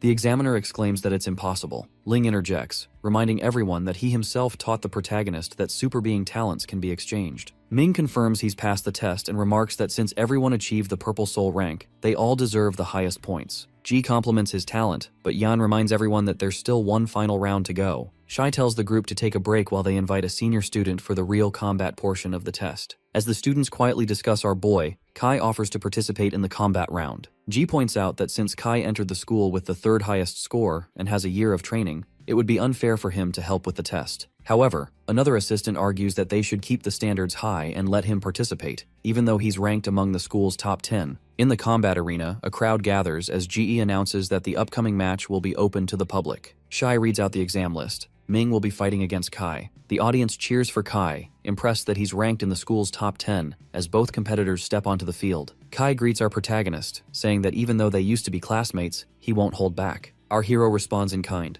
As the match starts, Kai charges in with his berserk wind tackle, but it doesn't faze him. Ming, with a hint of mockery, says he'll play along and admits he's disliked Kai since high school. His opponent, growing angry, calls our boy a failure who couldn't even pass the entrance exam. Ming accuses him of always causing trouble between him and Luo Qian, and recalls how Kai, along with Shui Jing and Lu Xing, would team up with other classes to ostracize him. Kai mocks our protagonist, calling him a mere laborer who only knows how to carry bricks and claiming he isn't worthy of even being at the school. When questioned why he's participating, Kai says he was requested to help, and the assistant teacher confirms that he volunteered specifically to fight Ming. Frustrated, Kai insists that as the examiner, he can decide who passes or fails, and declares our hero unworthy of the school and of Luo Qian. Ming retorts that if Kai truly likes Luo Qian, he should prove it through effort and ability, not by following her everywhere. He points out that Kai was rejected by her and is now trying to assert his superiority. Losing his temper, Kai calls the school a sacred place where people like Ming don't belong, insisting he's only fit for construction or dishwashing jobs. Ming responds that this is the real Kai, but it won't affect the beating he's about to receive. Kai demands he kneel and beg for mercy, proclaiming his authority as examiner. The protagonist coolly replies that this is the perfect chance to finally give Kai the beating he deserves, without worrying about medical bills since it's part of the exam. Before Kai can respond, Ming lunges forward to attack. Kai blocks the first strike, but the next punch sends him flying, blood spraying from his mouth. Regaining his composure, Kai uses his spirit skill, Berserk Wind Whip, summoning swirling winds around himself. Confident, he taunts that our boy won't be able to get close, questioning how he'll even fight back, and boasts that his abilities are nothing compared to his own. He then unleashes his Wind Python attack, surrounding himself with powerful, swirling energy. Our boy instantly recognizes the spirit technique and quickly fuses the sand, coating his hand as he attacks with his mysterious fist. The opponent, Kai, floats in the air with a confident smile, but that expression falters when he notices the sand swirling beneath him. Suddenly, a massive sand fist slams into him, sending him crashing to the ground. The onlookers start to question whether Kai really deserves his spot in the top 10, since he's being beaten by a newcomer, while others agree that Ming is truly strong and deserves to date Luo Qian. Kai gets back to his feet and reveals his hidden ability. The angrier he becomes, the stronger his berserk wind breath grows under his control. He roars, gathering energy and wind in his hands, and shouts at our protagonist, claiming he's been pushed to a new level. With his eyes glowing blue, he uses a secret art to unleash a storm breath tornado, stunning the crowd, who say that he's finally taking things seriously. Meanwhile, Ji panics, pointing out that using a secret art is forbidden during the recruitment test,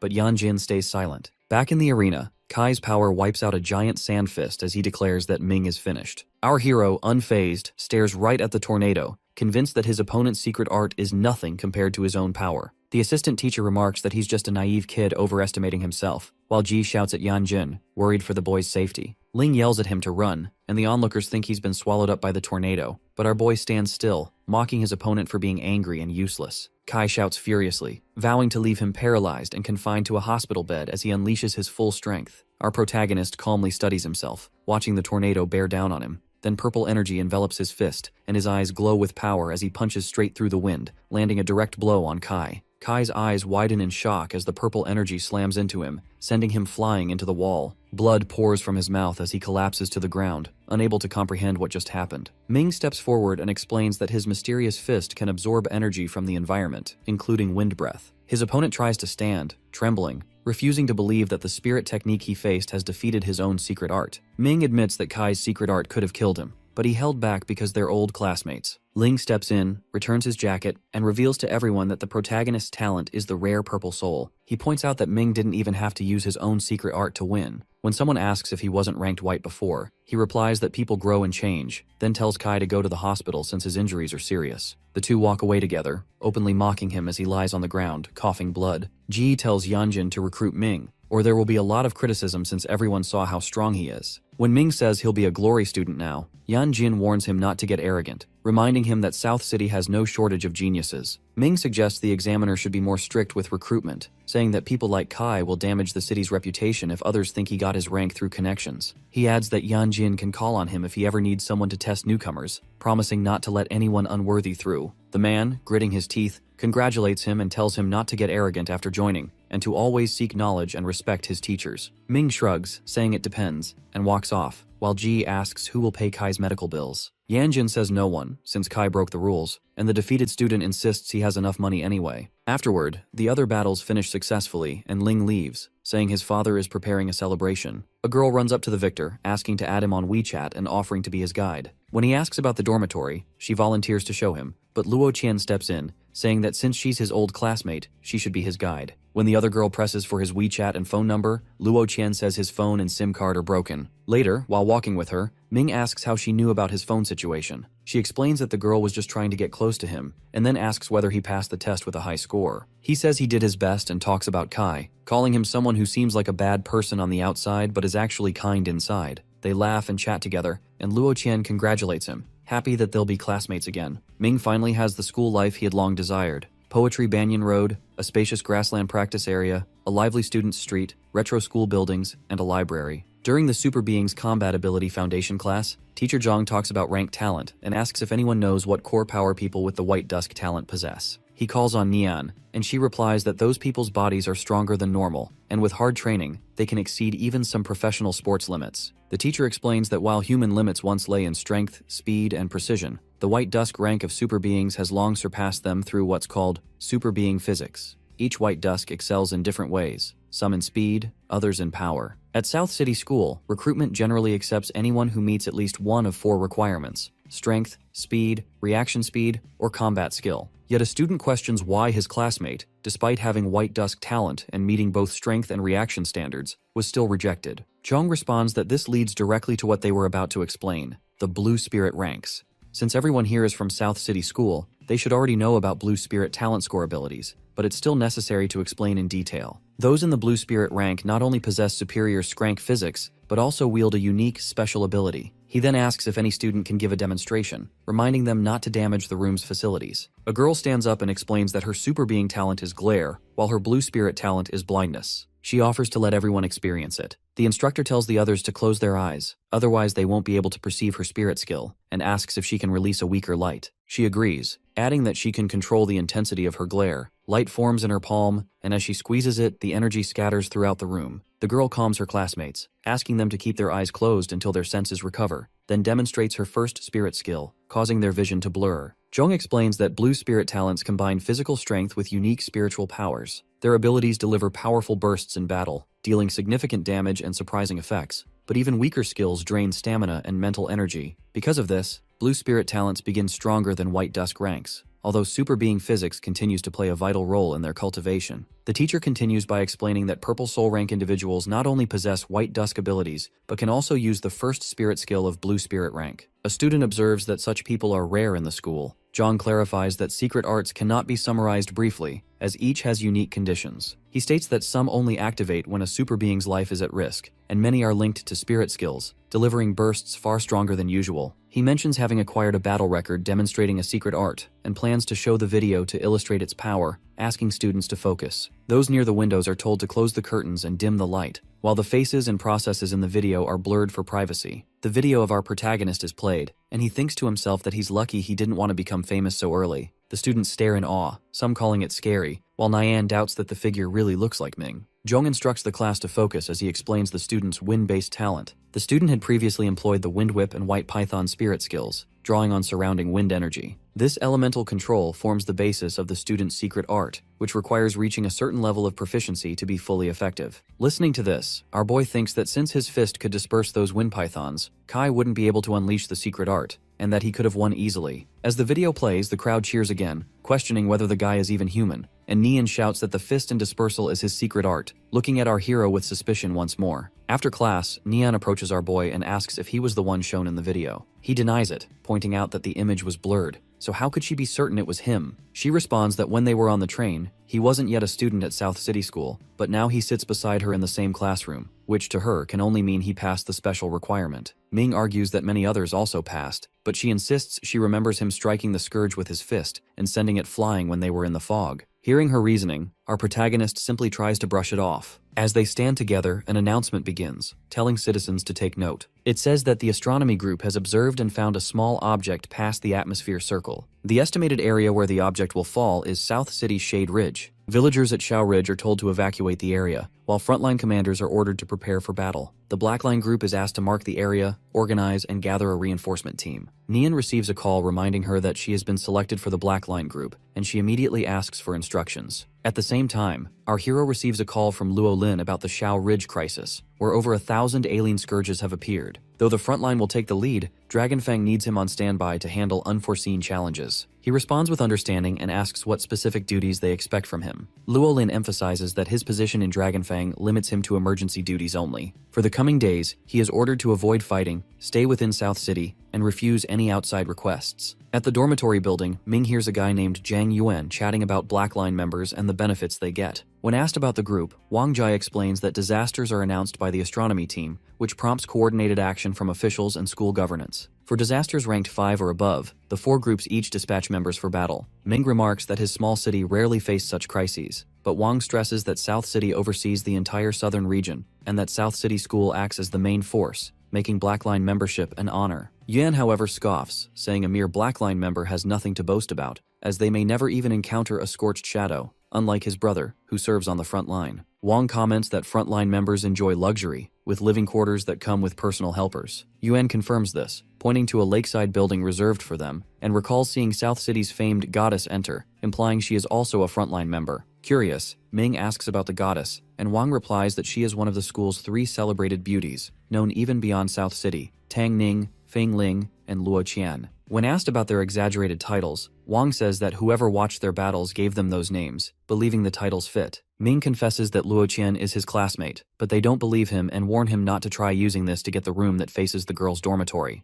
Our boy just nods and takes his leave. In his room, he closes his eyes, meets the goddess, and asks who the opponent is today. She yawns and says that mutated Dr. Zhao is no longer fit to be his opponent. At the free practice area, Ming arrives wearing a mask, thinking there's an opponent he can spar with. In Area 1, he faces a challenger, but quickly realizes this person is much weaker than even a virtual opponent, so he treats the match as a warm-up to pass the time. Meanwhile, over in Area 3, Feng Ling, the martial saint, is sparring. She unleashes a series of relentless kicks, leaving her opponent collapsed on the ground. The defeated trainee begs her to go easy since it's just a spar, but she merely calls for the next challenger. Looking around, she urges others to fight, but everyone is too intimidated and quickly retreats. Later, she waves to a man, mentioning that she didn't even break a sweat today. He replies that with her combat ability, this place is just a playground for her to bully others. When he mentions that people call her the martial saint, she shrugs, disappointed that she doesn't have a worthy opponent. The man tells her she's improving fast and suggests she try fighting someone he saw in Area 1. Feng is about to leave, but when she spots our protagonist in action, she changes her mind, thinking he might last a few minutes against her. She hands her jacket to the man, who bets that Ming will last longer than that. She asks if he doubts her and proposes a wager. If she fails to take Ming down in 3 minutes, she'll train the hard way with his method. Feng approaches our hero for a spar, and as soon as the match begins, she charges in. She kicks, but he dodges and counters with a swift strike. She blocks it cleanly. 3 minutes quickly pass, yet both remain standing and unharmed. They exchange a brief glance, admitting they underestimated each other and agree to try again. This time, our boy uses his wind skill and unleashes a barrage of punches, but Feng dodges every single one. She considers pulling back to create distance, then suddenly takes the initiative and closes in. Their clash intensifies.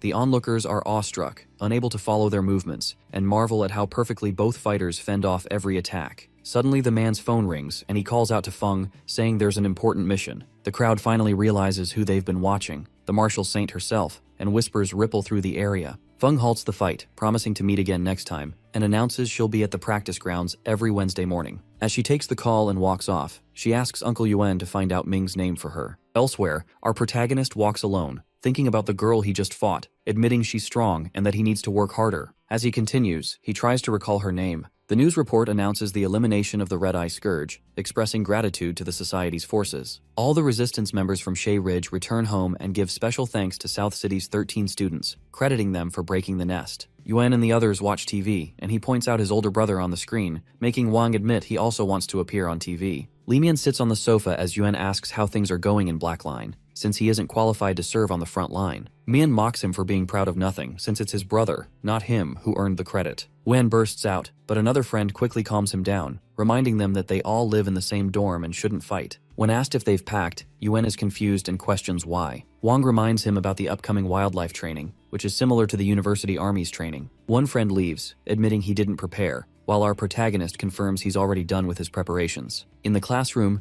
Zhang outlines the finalized training plan, explaining that officials have approved Xiao Ridge as their training ground. Though some students complain about the harsh conditions, he stresses that it's not a trip but a serious mission. Reports indicate the red scourge there may lay eggs and reproduce at a dangerous pace, with their eggs threatening nearby civilians. While the students aren't yet members of society, they are responsible for carrying out the cleanup. Cutting off objections, Zhang insists Xiao Ridge must be made fully safe. He reminds them that as super beings, it is their duty to protect citizens and report any eliminated scourge to both the school and authorities. Yuan, sitting among the students, suggests that if they find a weakened red scourge, they can earn credit for eliminating it, and his friend agrees. Zhang announces the class needs a representative and appoints Nian, praising her excellent reputation and the official team's recommendation. He asks if anyone objects, then says the rest of the committee will be chosen based on performance. Ending the class, he instructs students to prepare for the upcoming Xiao Ridge training. Outside the classroom, Ming notices a missed call from Luo Qian. When he calls her back, she asks him to meet her at the cafe. He hangs up as his friends tease him about having a girlfriend, but our boy brushes it off. When they press him about her identity and ask if it's Luo Qian, he confirms, saying they're just friends and hands over his notebooks, asking them to put them in his room before leaving. His friends stare after him and decide to follow, since they have nothing else to do. When they ask Mian, he calls it boring and says he needs to study because he doesn't want to live in the same dorm as them. Yuan curses him, but Wang holds him back, reminding him they're going to follow Ming. At the cafe, Ming sits down with Luo Qian, saying he saw she was given a command. She replies that she was just filling a slot and praises the seniors in her group. When he asks if she's injured, she denies it. He then asks if there's any urgent reason for her to seek him out, and she admits there isn't anything special. She quietly gets angry, vowing not to call him again for acting so weird, even though they're supposed to be dating.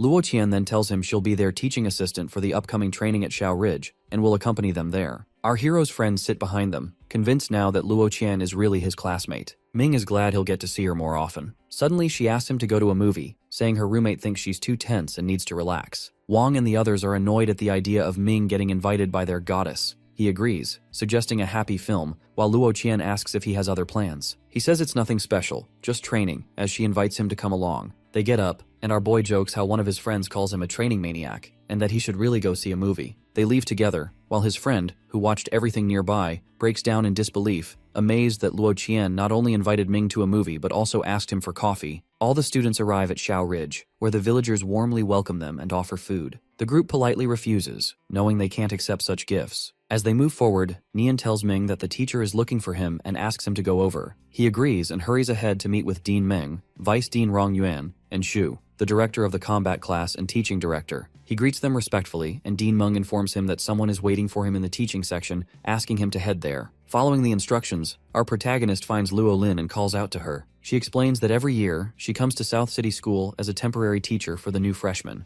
joking that holding the holiday instructor title is exhausting. When Ming asks if there are any special instructions for him, she says there aren't. Her main responsibilities are teaching wild combat and wilderness survival skills, and ensuring the freshmen's safety. He thanks her, and Luo Lin reminds him that he's well aware of her combat skills. As a Dragon Fang member, he's qualified to act as a freshman instructor, but since she knows he wants to experience university life, she promises not to reveal his identity. Before he can leave, Luo Lin admits her workload is heavy, and she hasn't had time to explain everything. Our hero asks what she means, and she says that although Dragon Fang members usually act independently, she needs to clarify his authority. When he asks what kind of authority, she teases him, saying the team he joined isn't some third-rate squad. Luolin explains that many talented people want to get into Dragon Fang, and most don't even know where to apply. She reveals that he's been given B-rank authority. Within his designated instruction area, school officials, reserve members, and even frontline members must follow his orders and arrangements. In fact, if his directives concern his area, even frontline members must give them priority. When our boy asks what an instruction area is,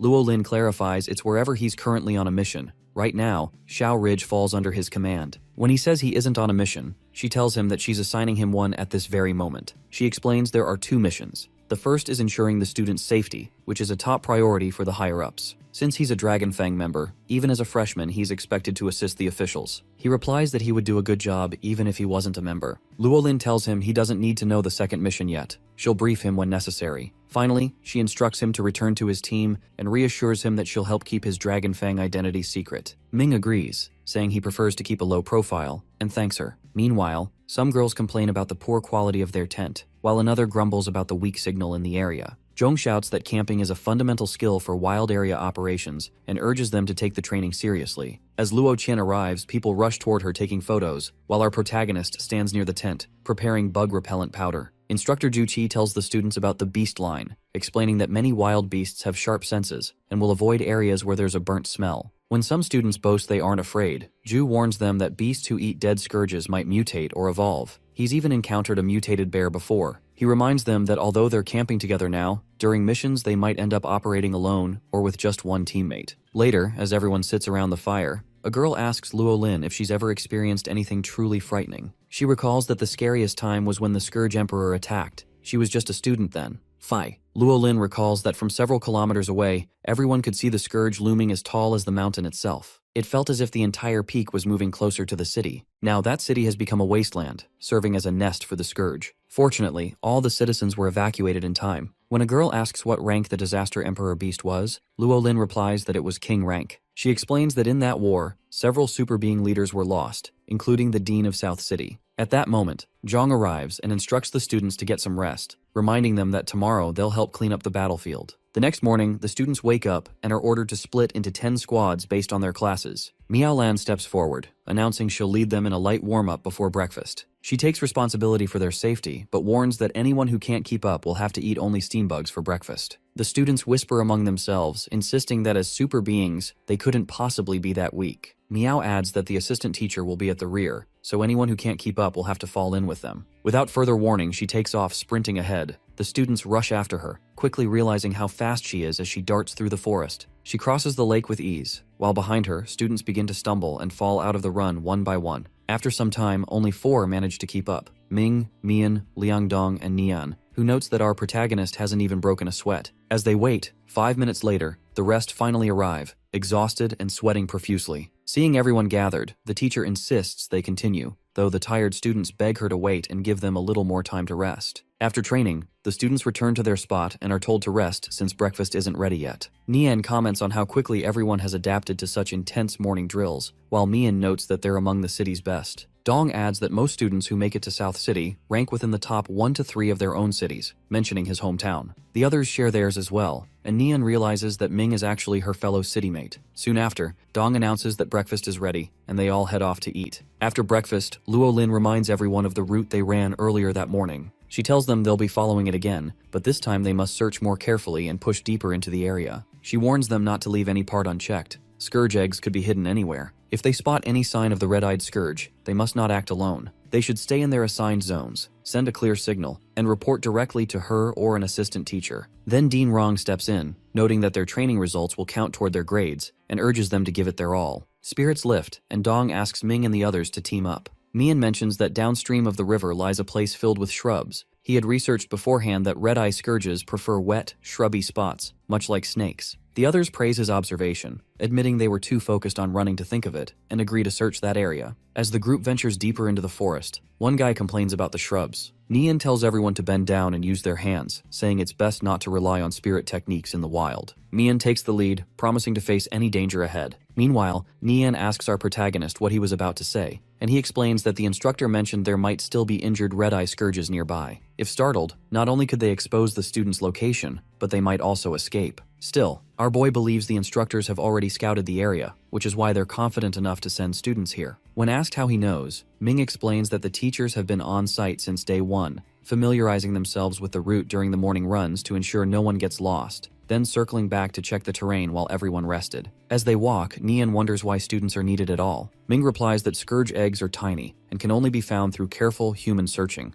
Machines can't easily detect them, since the eggs resemble snake eggs. Nian nods in understanding, but he adds that he hadn't seen the instructors check this exact spot the night before. Suddenly, they spot a scourge, but it bolts away almost instantly. They regroup with the others and find countless eggs scattered nearby. Nian reports that they encountered a scourge that initially tried to attack but suddenly fled. When someone suggests chasing it, our hero explains that the creature has probably hidden itself deep in the thick shrubs, making it nearly impossible to track. He advises notifying the instructors so they can coordinate a safe search. Mian brushes off the warning, saying it's just an injured scourge and nothing serious. The others relax a bit, but Ming insists that the creature is cunning and dangerous, able to vanish anywhere in terrain like this, so they'll need more hands for safety. Mian mocks him for being overly cautious, asking how he'll ever survive the front lines, but reluctantly agrees when Nian backs him up. Since Ming is the fastest, he's chosen to send the signal. He does so, and soon a teacher arrives. Ming quickly reports that they've found an injured scourge. Suddenly, someone screams for help. The teacher calls for other assistance, shouting that a student is injured. Meanwhile, our boy darts back into the forest, confronting the scourge head-on and landing a punch on it right away. Ming is struggling with one scourge when another suddenly appears and lunges at him. He catches it, realizing he'd been too careless, but still manages to kill them both. The close call makes our boy suspect there might be a hidden scourge cave that the frontline members missed during their sweep. Hearing cries for help again, he rushes toward the sound and stops in a spot covered with vines. As he looks around, he discovers the supposed cries for help are actually being mimicked by the king scourge as a disguise. In moments, countless scourges surround him, and our protagonist knows he needs to deal with them quickly. He realizes the others were probably lured here by the same trick. While he's thinking, a scourge bites through the vines, causing him to fall into a large nest below. All around are countless eggs, making him realize the scourges must have hidden here during the earlier cleanup. Soon after, it begins to rain. Up on the cliff, Luolin stands watching as the fog thickens. A woman reports that a student has found a red-eye scourge nest and notes that rain and morning fog are normal in the mountains. Luolin, however, suddenly realizes this fog isn't natural and urgently orders all students to evacuate. Meanwhile, Miao and the others rush to the marked spot where a companion tells them Ming's group is still inside. Worried they might get separated, he suggests waiting. But Miao insists more people are coming and that evacuating the students comes first. Suddenly, a message comes through her walkie-talkie, ordering her to retreat from the bridge. She reports that students are trapped in the shrubs and that there's an injured red scourge nearby. Zhang urges her to go down and help, but she explains that an unknown disaster is approaching Xiao Ridge, and they've been ordered to retreat. When asked about this unknown disaster, she explains if it's ranked above 6, they must leave immediately or risk a major tragedy. Luoqian steps forward, determined to go in and rescue them, and instructs the others to evacuate the remaining groups. They agree and withdraw. Afterward, she calls out for Ming. Inside the nest, our hero hears her voice and shouts back in response. Luoqian replies that the fog is too thick and she can't see him, while he warns her about the cut vines below. She tells him about the urgent evacuation and explains that the fog might be the same disaster that happened at Shan Industrial Park, which was extremely dangerous. Ming says he's fine and promises to evacuate after saving any other students who might be lured into the nest by the red-eye scourge. Inside the nest, he looks at the king scourge and realizes all the traps and fake human cries were its doing, confirming it as the leader. He mocks the creature for hiding behind its minions and waiting for him to get exhausted before attacking. Calling it cunning, Ming charges straight at the monster, leaps high and lands a powerful punch, slamming it down onto the eggs and shattering them all. The monster roars, its eyes glowing red as the other scourges close in around Ming.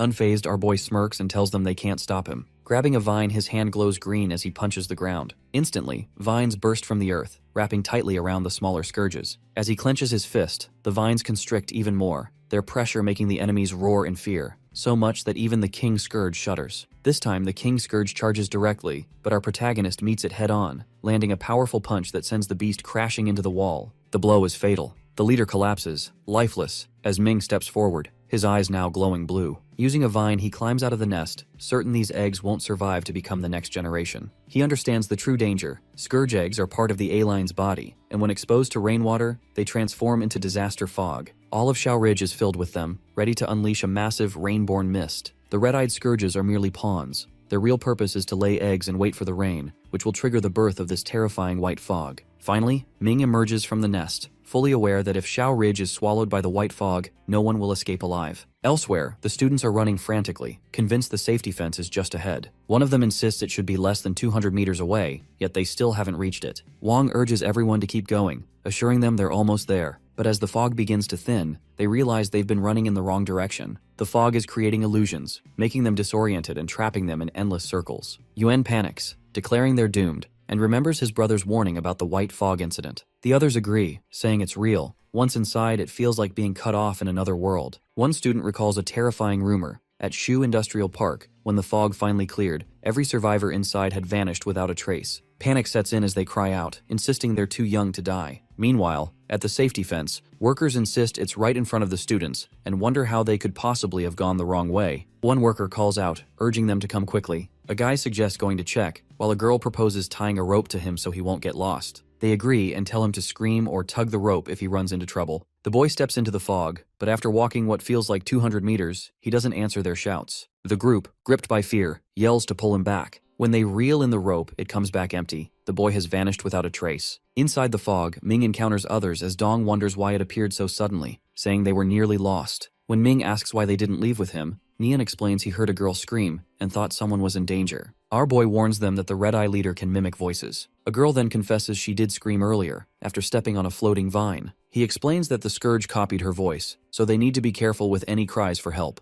Min steps forward, questioning why none of this was in the records, and why the frontline members hadn't discovered it. Luo Qian responds that the frontline did have suspicions, but there was never any evidence. Dong suggests contacting their instructors but finds his phone has no signal. Hearing this, our protagonist pulls out a special communication device, which makes Mian suspicious since only teachers are supposed to have one. Ignoring him, Ming activates the device and connects to Luo Lin. She tells them that all outside connections are down. He asks about the students, and she explains that half have been evacuated, but many are still trapped in the fog. Ming argues she should have escaped while she had the chance, but Luo Lin insists she stayed behind to guide others out, asking him to trust her. She confirms that inside the fog, even official devices can't connect to the outside. As they talk, our hero shares his discovery. The white disaster fog is produced when red-eyed scourge eggs react with rainwater, releasing a gas that mixes with the moisture in the air to create the fog. Llewellyn reacts with surprise, saying this is solid proof and might give them some hope. She adds that the Bug Research Center once lost a giant human-faced centipede,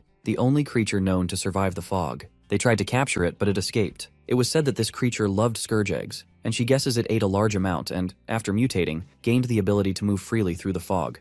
Ming asks if the human-faced centipede also eats scourge eggs. Llewellyn explains that the eggs are poisonous, and only centipedes can digest them safely. She adds that according to their last tracking data, the large human-faced centipede was spotted in the sewers, meaning it's probably inside the fog right now. Realizing that finding this creature might be their only way out, our boy nods, and Llewellyn agrees. Soon, Zhang arrives with the rest of the group. Dong, relieved to see their teacher, asks what they should do next. Zhang admits that escaping this disaster may not be possible because the fog's isolating power is beyond even what astronomical studies can explain. The students whisper among themselves, terrified they'll be trapped forever. Dong mentions he's heard horrifying rumors about the fog, but Zhang reminds them that outsiders have no idea what happens inside, so rescue from beyond isn't an option. Our protagonist steps forward, urging everyone not to lose hope, revealing that he's already discussed a plan with Commander Luo Lin. Luo Qian confirms this through the communication device. Ming then orders everyone to hurry, before whatever lurks in the fog appears, by gathering as many unhatched scourge eggs as they can. Min protests, not understanding why they're collecting these useless things, and another student agrees, saying now isn't the time to worry about points. Ming explains that the eggs are crucial. They'll use them to lure the centipede, which may be their only hope of escaping. After hearing the plan, everyone hesitates, but our hero insists they can't give up. Zhang agrees, and Ming asks both the teacher and Luo Qian to search for any missing students, cautioning them not to get lost in the fog. Since Mian is the most knowledgeable about the eggs, he puts him in charge of leading the group, with Nian's help, to collect as many as possible to attract the giant centipede. When the teacher asks what he'll do, Ming replies that there's something inside the fog he needs to handle. Dong immediately looks frightened, while Nian warns everyone that there really is something terrifying out there. She recalls the time, on their way to school, when the train stopped at the fog's edge and everyone who encountered the creature was killed. She urges everyone to be extremely careful and avoid anything they see in the fog at all costs. The group agrees, bracing themselves for what's ahead. Luo Qian and the teacher head off in a direction they haven't searched before, while Mian leads the others in gathering scourge eggs. Nian warns everyone to stay alert and not to get lost in the fog. Meanwhile, Ming makes his way through the forest as Luo Lin switches the communication channel, calling for all combat group members to report in. The instructor team, Qinghe, Miaolan, Jingxing, Fangwen, and Guoming, respond, along with our boy himself. Miao, wandering through the forest as well, recognizes his name and is surprised to learn he's one of the members, recalling he was the student who didn't even break a sweat after the morning sprint. Someone suggests using the monster destruction device. Luo Lin monitors the fog within a 3-kilometer radius, but notes that so far, no monsters have appeared. Our protagonist wonders aloud why that is. just as the monitoring screen suddenly lights up, showing 3 locations with monster activity. Luolin says that just a few seconds before, there was no sign of monsters and wonders how they could appear so quickly. Ming asks which direction they came from, but the answer is unsettling.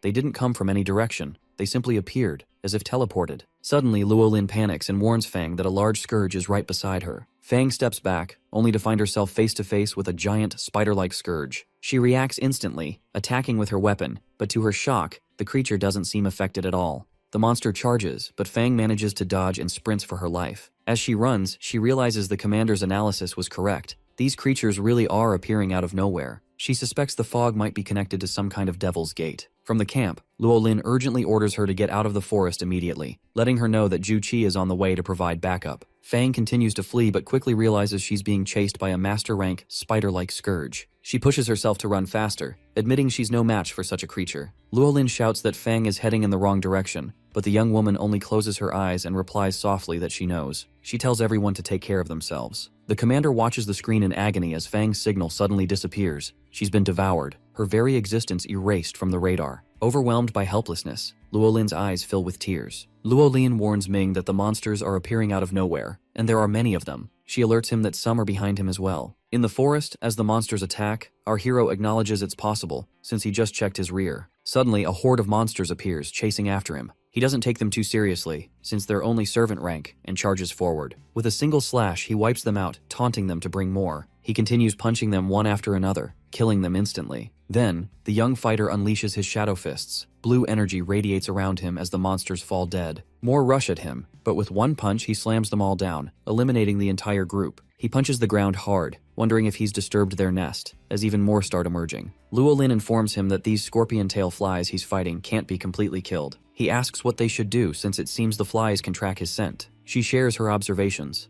All these scorpion tail flies are coming from the same direction, his southern side, likely from an insect nest, and they're swarming toward him from there. As he keeps fighting, the protagonist remarks there are already over 10 attacking him at once, and asks if the nest holds hundreds more. Luolin says she only saw a few red dots on the radar, but right around him, it looks like an insect factory producing endless swarms. Every time he wipes out a batch, another emerges instantly. Ming wonders how they're multiplying so quickly, saying that despite killing so many, more keep coming. If left unchecked, the whole valley will be overrun within hours. Luolin agrees, warning that once a disaster fly army forms, they'll devour not only humans, but even the grass, leaving nothing behind. She admits they underestimated them. These scourges are far tougher than expected. She tells him that the gathering camp is behind the valley and urges him to retreat, while she guards the valley herself. She adds that other instructors are facing similar threats and she has to guide them as well. Our boy tells her not to worry, insisting she leave the valley to him. But Luolin objects, reminding him that even though he's from Dragonfang, he's still just a student. She apologizes for placing such a burden on him as the official's representative, but praises his talent and asks him to promise he'll survive. Our protagonist fights on, declaring that he's already grateful the instructor stayed behind for them. He charges into the swarm, punching and battling countless monsters. As he pushes forward, he discovers a glowing hole in the ground. It's the insect nest factory Luolin described. More scourges pour out as his eyes glow purple and his hands swirl with energy. Feeling the dense wind, Ming thanks his old classmate Kai for helping him master this move, and gets ready to charge into the heart of the nest. Ming enters the hole and is confronted by an entirely different world. His eyes widen as he sees cliffs everywhere, with thousands of scourges and their eggs scattered across them. Spider-like scourges wander about, weaving webs and laying eggs. Near a stone, a giant scourge clings until a towering red dragon seizes it in its jaws. The dragon's eyes glow gold as its wings whip up gusts, flying wildly across the chaotic scene. As our hero stands frozen, the massive dragon swoops down toward him. He nearly gets spotted but manages to hide in time, though the scorpion tail scourges catch sight of him and charge. Suddenly, the goddess's voice erupts in his mind, calling him crazy for coming to such a place and urging him to get out immediately. Ming stands in awe, struggling to make sense of his surroundings as she continues to push him to leave. Snapping back to his senses, our boy rushes to escape.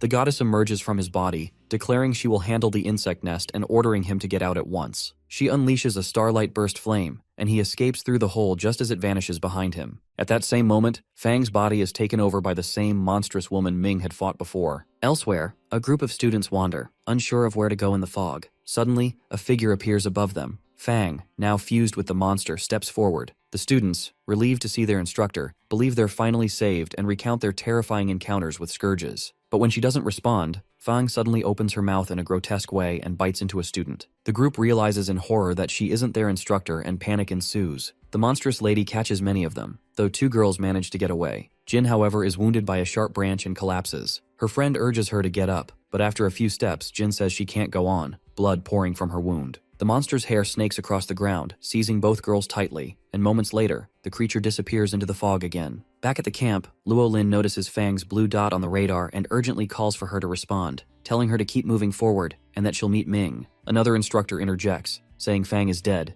They saw her blue dot vanish, indicating her life force is gone. Luo Lin questions if the device malfunctioned, but insists Fang is their teammate and might still be alive, so they can't abandon her. She adds that device errors are extremely rare, though something feels off. The other instructor argues that it's impossible, and wonders why the fog would even affect the tracker this way. They agree to remain cautious and decide to warn our protagonist to be careful. But just as they turn back to the radar, they see his blue dot disappearing as well. Luo Lin shouts a warning to Ming, telling him that the person approaching isn't the real instructor and is being controlled by something. She pleads for him to listen, emphasizing that the thing coming toward him is extremely dangerous. Meanwhile, deep in the forest, our protagonist sits on the ground as the goddess tells him he's lucky to have woken up in time. Otherwise, he would have lost his soul. She explains that this world is filled with countless unknowns, far beyond what humans have ever witnessed. Ming admits it felt as if he'd glimpsed true hell. The goddess reassures him, saying that once he grows stronger, such things will no longer frighten him. Our hero steadies himself, saying he may have been shaken, but he's not afraid. He checks his communication device and realizes it's been damaged by his own carelessness. Soon after, Fang appears before him, and he expresses relief that she's alive. She claims to be injured and asks him to help her reach the gathering area. He agrees, but notices blood streaming from her eyes and questions it. Fang quickly brushes it off, insisting it's just a wound and urging him to help since he must be exhausted. But Ming observes something odd. Her shoes aren't wet. To reach him, she would have had to cross the river, and in her state, she couldn't have made it across the stones without getting wet. Suddenly, Fang lunges at him, slashing with sharp claws. Our boy dodges, admitting he expected this, and the lady monster reveals her true form. He recognizes her instantly as the same demon from the train station. It dawns on him that when she devoured the train attendant, it wasn't just to kill her, but to impersonate her and board the train unnoticed. The real instructor Fang is already dead.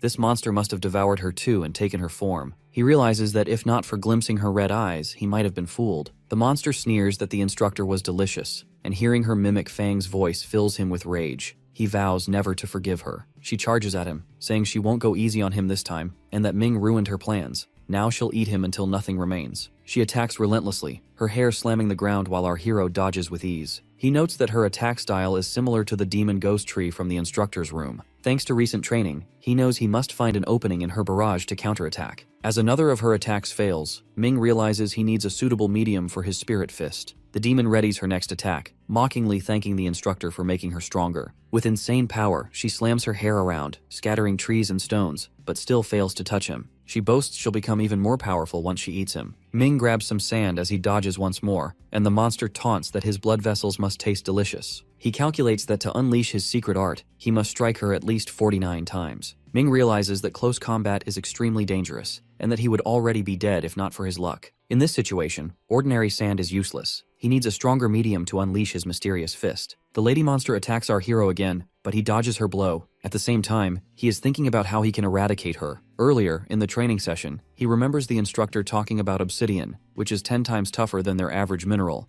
and recalling the location of the obsidian mine as well. He also remembers that there is a withering tree near that mine. So he charges toward that place, jumping from tree to tree, and eventually finds the obsidian mine. Meanwhile, the lady monster is still following him, telling him that she is going to kill him very soon. Ming picks up the obsidian rocks in his fists, now ready to attack her. On the other hand, the creature who is standing behind him challenges our hero, saying he can't kill her with those fists. Suddenly, Ming strikes the ground with his fist, with the obsidian stones in his hand, challenging her to endure this attack. These stones make their way through the ground, reach her, and, in crystal form, emerge from the ground. Tearing through her flesh, they enter her body. Ming, standing in front of her, now repeats the words he said earlier, that he is never going to forgive her. Meanwhile, the lady monster is still in shock, trying to figure out what happened. He explains that it does not matter how strong she is in her monster kingdom. If they ever try to enter the human territory, he is going to wipe out every last one of them. At this moment, the demonic monster yells that he can't escape the mists alive, and that his death is already written here. Suddenly, blood starts dripping out of her nose, while our protagonist stands there, watching her die right in front of him. As the lady monster dies, she falls to the ground, and a shining crystal stone appears out of her wound. Our hero tries to understand what this is,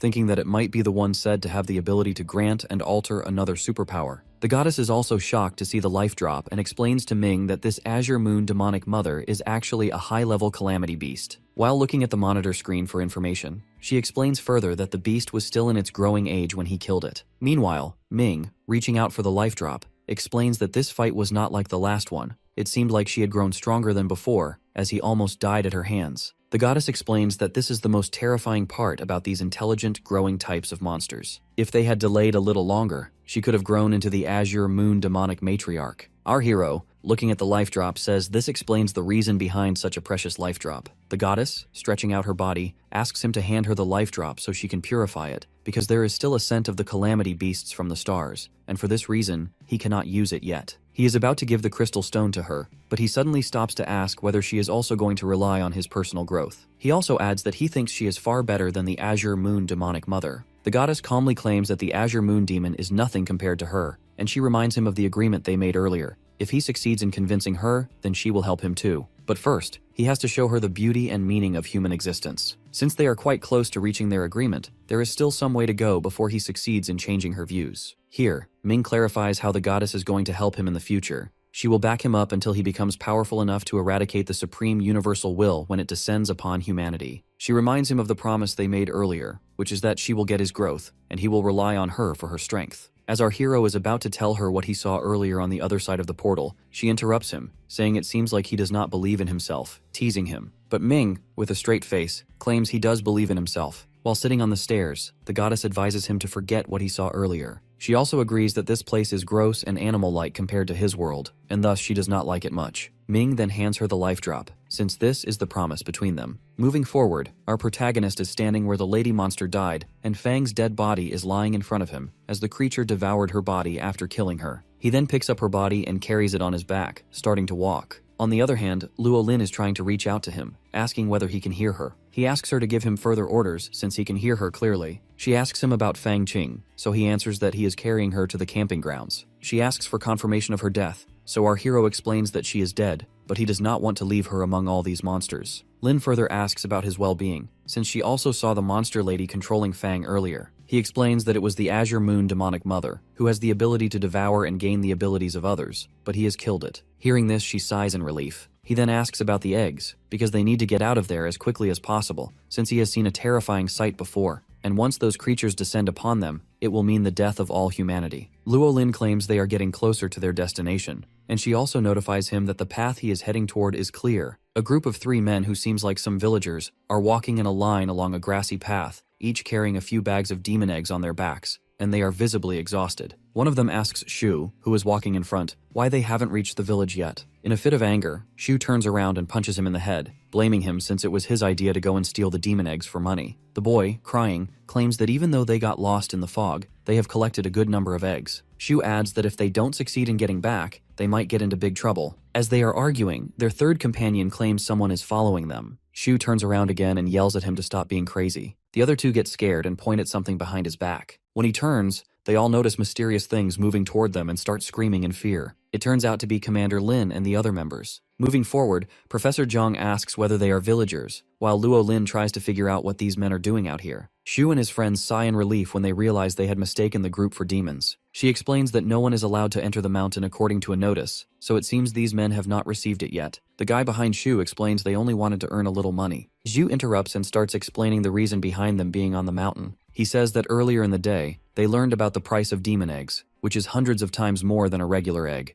and heard about the complete eradication of the demons, so they decided to look for these eggs. The professor wonders if all the eggs in their bags are really demon eggs. Zhu and his fellows, while putting the bags in front of them, claim to have 3 bags full. Chong gets very excited and orders the others to hurry back to camp, saying these eggs will be enough for them. He then asks Lin about the whereabouts of Luo Qian. Lin tells him about the mark she saw earlier made by Qian, and that it seems Qian is looking for the last group of lost students. With that mark, she also explained she would meet them at the mountain base in an hour. The professor suggests finding her first and then going back to camp together. Assistant Lu points in another direction and commands the villagers to follow them. Now, everyone moves together to find Luo Qian and the other students. One of the villagers asks the professor if they are actually superhumans. He explains that it seemed like something was following them the whole time, and he wants them to check the area to make sure they are safe. Hearing this, Lu reports she just checked the area and found nothing, but Zhang orders another check for safety. Meanwhile, Luo Qian is barging toward a house to find the lost students. When she opens the door, they all attack her, thinking she might be a demon,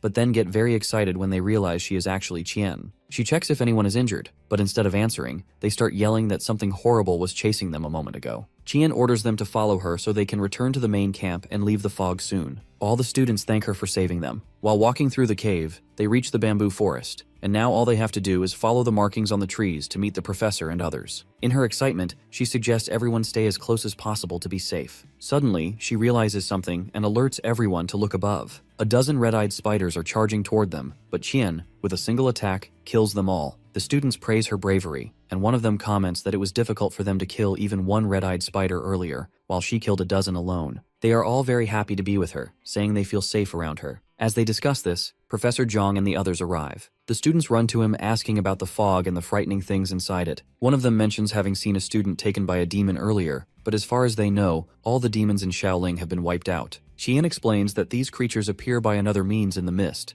and for now, they have to leave before stronger demons arrive. She also tells them they have found a way out of the mist. The professor encourages them, saying they are not ordinary students, but superheroes. He tells them that whatever they have faced so far is what every superhuman on the front lines will experience, and to win, they must pull themselves together and stay brave. He orders everyone to keep moving forward, as they are close to their destination. As they proceed, they find heaps of demon bodies lying around. While trying to understand how the demons were killed, Instructor Miao Lan appears, standing on a dead body, showing she is the one who cleared out the area. She tells them to hurry to the camp, as everyone is waiting there. Qian asks if she is alright, noticing the visible wounds, but Miao assures her it's nothing and she just needs a little rest. Suddenly, a spider monster appears behind her, attacking Miao and driving its pointy spike through her stomach. The attack is so sudden that the instructor has no time to respond, and her magical weapon falls to the ground. The spider is about to devour her while everyone looks terrified and calls out for her. The villagers and other students try to run, but the demon throws its web, trapping them completely. In the chaos, someone yells that it seems like this was all a planned trap to catch them. One of the villagers points at the monster, saying it is the same one he saw earlier. Liu cannot believe that if it was really following them, it did not attack sooner. The professor explains the demon was waiting for them to gather as a group so it could kill them all at once, just as an anteater does with its prey. Qian asks him about it, and Zhang explains that an anteater, even when hungry, does not eat the ants right away. Instead, it follows them quietly until they reach the nest, then wipes out the entire nest. This is because ants communicate, and if one is attacked, the others will escape. Qian realizes that this was the demon's plan all along, to gather everyone and eat them at once. Zhang agrees with her. In anger, Qian notes that it is strange the monster attacked them before they reached the camp, which means it knows that stronger humans are at the camp. As she says this, she marches toward the creature, declaring that since it fears humans, it is not impossible to defeat it. Qian is determined to kill the demon alone, instructing Zhang and Teacher Liu to help the other students out of the spider web. Although she is strong enough to fight the monster, Commander Liu remains worried about her. Moving forward, the young warrior engages in battle against the gigantic spider, while the professor and others work to free the trapped students. At the same time, Zhang silently hopes she will save them, since Qian is the most promising student of Nandu's Superhuman Institute. While fighting, she also analyzes the demon's combat techniques, as it relentlessly attacks with its gigantic claws that repeatedly emerge from the ground. Suddenly, Qian finds herself in a danger zone, surrounded by the spider's spikes embedded throughout the ground, and she appears visibly terrified. As the claws burst from the earth, Liu is so frightened that she says this might not have been a good idea. But suddenly, Qian leaps clear of the spikes. The professor urges everyone to hurry and have faith in her combat skills. Finally, she executes the Thunderhawk's attack directly above the spider's stomach, tearing its flesh. While the spider demon is still struggling to recover, Qian strikes again with her weapon. Now seriously injured, the monster begins to spit a dangerous purple substance from its mouth, which turns out to be acid rain. In that instant, Zhang yells her name, urging her to run to him. He quickly forms a magical shield to protect everyone from the harmful acid. Now that Qian is behind him, the professor informs her that only half of the students have been freed so far, and she responds by reporting that she has injured the Skull Widow, which means they now have a slight chance to escape. Zhang apologizes, explaining that he can only protect them with the shield and cannot fight the demon himself. She assures him that protecting her companions is her duty as well. Meanwhile, a horde of spiders approaches, causing the students to scream in terror. However, instead of attacking, the creatures begin eating the flesh of the dead demons, which disgusts everyone. Even Instructor Lu, in complete shock, tries to understand why they are eating their own kind. After cleaning off their brother's flesh, all the spiders march toward the Skull Widow, which is now consuming them. As a result, its lost legs start regrowing and its wounds begin to heal. The demon is eating them to heal itself, and everyone is left completely astonished. The professor realizes that if the monster heals completely, Qian's efforts will have been in vain. To prevent this, he and the instructor begin motivating the students once again to work together and support her, since they are all superhumans. However, the students remain overwhelmed by terror. Here she suggests not to blame them, explaining that the Skull Widow is a top-tier, Lord-rank demon with a fearsome aura. For the students, the demon has planted seeds of fear in their minds and is now feeding on that fear. Only someone with Sunblaze strength can resist, and since the students have not yet reached that rank, it is impossible for them to overcome it. As they consider their options, Qian asks Zhang if there is a way to break out of the spider web. He admits that even though he has a solution, some students are still trapped inside, and they cannot leave them behind. Since the demon can heal itself, killing it will not be easy. She suggests they should take the freed students and leave, while she stays behind and finds a way to hold off the monster. The professor is worried for her, knowing that after their departure, all the demons will likely surround Qian, which does not seem wise. She interrupts him, saying she has her own plan, and that it is her choice to make. Turning to him with a smile, the brave warrior assures him that it is her duty as well. She believes her classmates will grow up one day and help their fellow students in the future. As she walks toward the demon, Qian says she believes they too will stand up and fight the monsters. Instructor Liu, while freeing the students, reports that the Skull Widow has devoured most of the spider demons, which means it is not only healing, but its strength is also increasing. Qian begins to float in the air, using her powers to fight against the demon. Meanwhile, Zhang and Liu work together to help the students escape. To everyone's shock, the other students start attacking the spider demons as well, declaring that they are also students of the Superhumans Institute and will not sit and wait for death while fear overtakes their minds. Moving forward, Luo channels the ultimate soul art with all her strength, and everyone watches her with hope. The whole area becomes foggy due to the smoke produced by the earlier attack, and now they can't see the Skull Widow. She has landed on the ground and is waiting for the smoke to disperse. Suddenly, the Skull Widow attacks, trapping her in its web, which she soon realizes is actually an illusion. The demonic spider repeatedly calls the humans ants. While trying to free herself, Qian yells that they are not ants. In response, the demon sneers that in front of demons, all humans are the universe's pests, and that they feed on pests like them. On the other side, Zhang has opened a way out, and everyone is walking through it one by one, visibly excited. However, both he and Liu remain deeply worried about Qian, as they realize the demon has taken control of her mind. They call out, warning her to watch out for the monster approaching again. Meanwhile, all the students have crossed to the other side, with only them being left behind. Liu reports that the web is recovering, meaning they have to hurry, and she suggests that the professor leave as soon as possible because the students still need his guidance. Now both are hoping Luo will find a way out, as she can only rely on herself. With heavy hearts, they finally step through the passage, praying for her as the spiderweb seals the way behind them again. On the other side, Luo argues with the demon, insisting that humans are not merely pests before a cannibal creature that eats its own kind to heal. She claims humanity is far better than monsters like it. As proof, she says she can even sacrifice herself for her friends, while monsters like the Skull Widow only devour their own flesh, which she finds disgusting. The Skull Demon tries to manipulate her, asking how they can be her friends when they've left her behind, but she denies this, saying it was her own choice. The monster replies that leaving her behind to save their own lives was their choice too. It continues, saying they will live peacefully, fully aware that they abandoned her,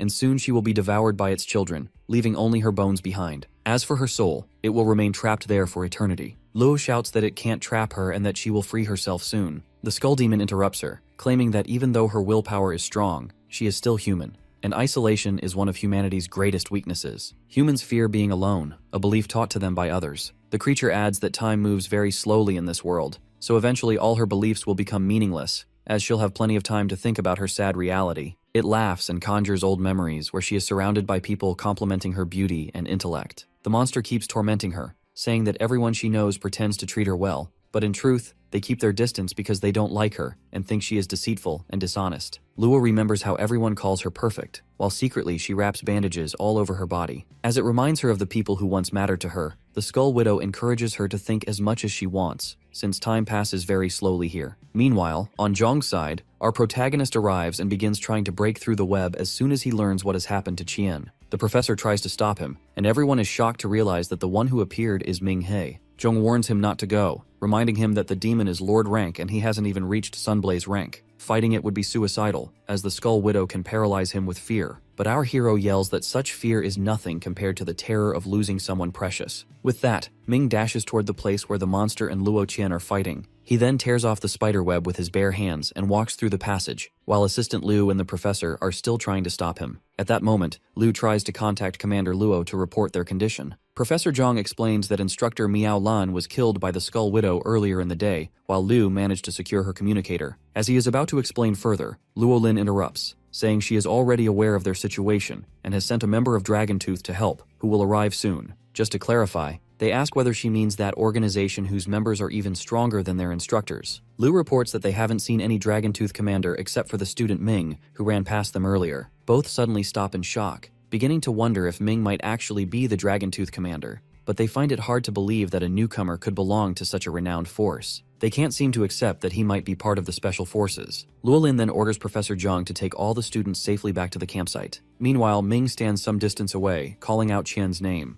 As he runs toward her, demon spiders rush to attack, but he counters with full force, shouting that they should all go to hell. After killing them, our hero charges the Skull Widow, declaring that he'll tear it apart if anything happens to Luo Qian. He punches the demon with the violent fist of anger, knocking the monster onto its back. When it tries to escape, Ming unleashes the star-marked galactic fists, an enormous barrage of blows pounding the creature as he repeats his furious threat that they should all go to hell. The Skull Widow, now on the verge of death, lies crushed beneath the impact as Ming approaches. The remaining spider demons crawl toward their queen in an attempt to heal her, but he crushes them under his feet before delivering the final strike, another devastating star-marked galactic fist. As his fists slam into the ground, the monster is driven deep into the earth and dies. At that moment, Luo regains consciousness, about to collapse, but Ming catches her in time. He tries to rouse her while she remains lost in a daze, feeling as if she's falling from a great height, but caught by someone she cannot recognize. Carrying her on his back, our protagonist heads toward the camp. There, Instructor Zhu Qi comes running to meet them, reporting that all the students have returned safely. He's also impressed that Ming killed the monster himself, remarking that otherwise, the creature would have suffered a brutal death anyway. Ming, looking at Qian, explains that she had already mortally wounded the demon. He merely finished what she started. For now, though, her soul is damaged, and her condition doesn't look promising. Instructor Zhu examines her and says there's a chance she could remain in a vegetative state for the rest of her life. But Ming insists he heard her muttering before collapsing and believes in her recovery. Zhu Qi then suggests returning to camp and, while walking, asks whether the commander has informed him about his second mission. Ming replies that she already briefed him when they entered the mountain range. Zhu asks if anyone witnessed him fighting the Skull Widow. Ming answers that the others only saw him enter the area, not the battle itself, and wonders if that's a problem. The instructor admits that when Luo Lin first recommended Ming for their team, he was uncertain,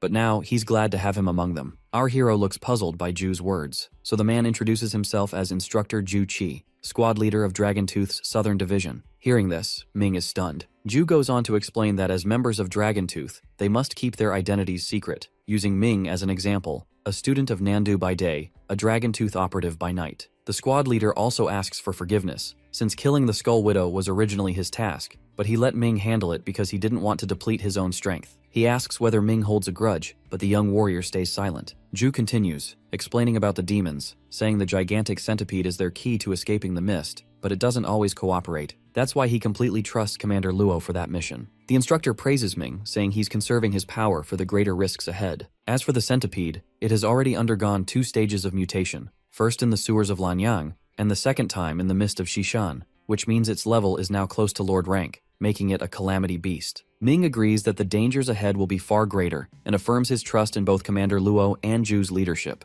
Squad leader Zhu, smiling, thanks him for his understanding. While walking, our hero inquires about their next mission. Squad leader Zhu explains that for the moment, his main priority is to keep secret the fact that Ming is a member of Dragon Tooth. He asks why, and Zhu reveals that they have received information suggesting that some members of Heavenly Sovereignty are hiding within the Nandu Institute. This revelation leaves him in shock. Zhu further explains that it is Dragon Tooth's main duty to eradicate the malignant Heavenly Sovereignty, which is also the main reason they accepted Ming. Dr. Zhao, whom our boy met earlier in Lanyang, is an ordinary member of Heavenly Sovereignty, but he tried to use his work to gain faith and genuine recognition within their ranks. The young man can hardly believe that setting free a dangerous calamity, which in turn brought danger to the city and humanity, is considered work required to enter the faith. Hearing this, Instructor Zhu replies that they actually take pride in doing such things, and since Ming has met Zhao Shuhua, he must know about his madness. He recalls his interaction with Zhao, who claimed that all of it was merely an experiment. Our protagonist wonders if there are more spies like him within the Institute, but instead of answering, Zhu asks his thoughts on the mist calamity. Thinking it over, Ming answers that it does not seem like a man-made disaster. Rather, it appears to be a natural catastrophe. Moreover, if their trainees had mishandled things, the calamity could have turned into a massive disaster in the very heart of the superhumans' home. Above all, heavenly sovereignty cannot truly defeat the strongest superhumans. Zhu adds that if those superhumans are suppressed during their growth period, then in 10 years there will not be enough trained defenders left to face future threats. It is Nandu Institute's mission to send a large group of superhumans into society every year. Students like our hero and Qian are the true pillars of humanity's future, and their deaths in the mist calamity would have been a victory for their enemies. He apologizes for having misunderstood them. The squad leader continues, explaining that this is a battle between humanity and demons. The core reason for the conflict is that humans possess survival instincts, while their enemies have killing instincts, and in war, these creatures are as intelligent as humans, making the fight difficult. As they climb the mountain towards the camp, Ming promises that he will definitely uncover who has been manipulating the mist calamity all this time.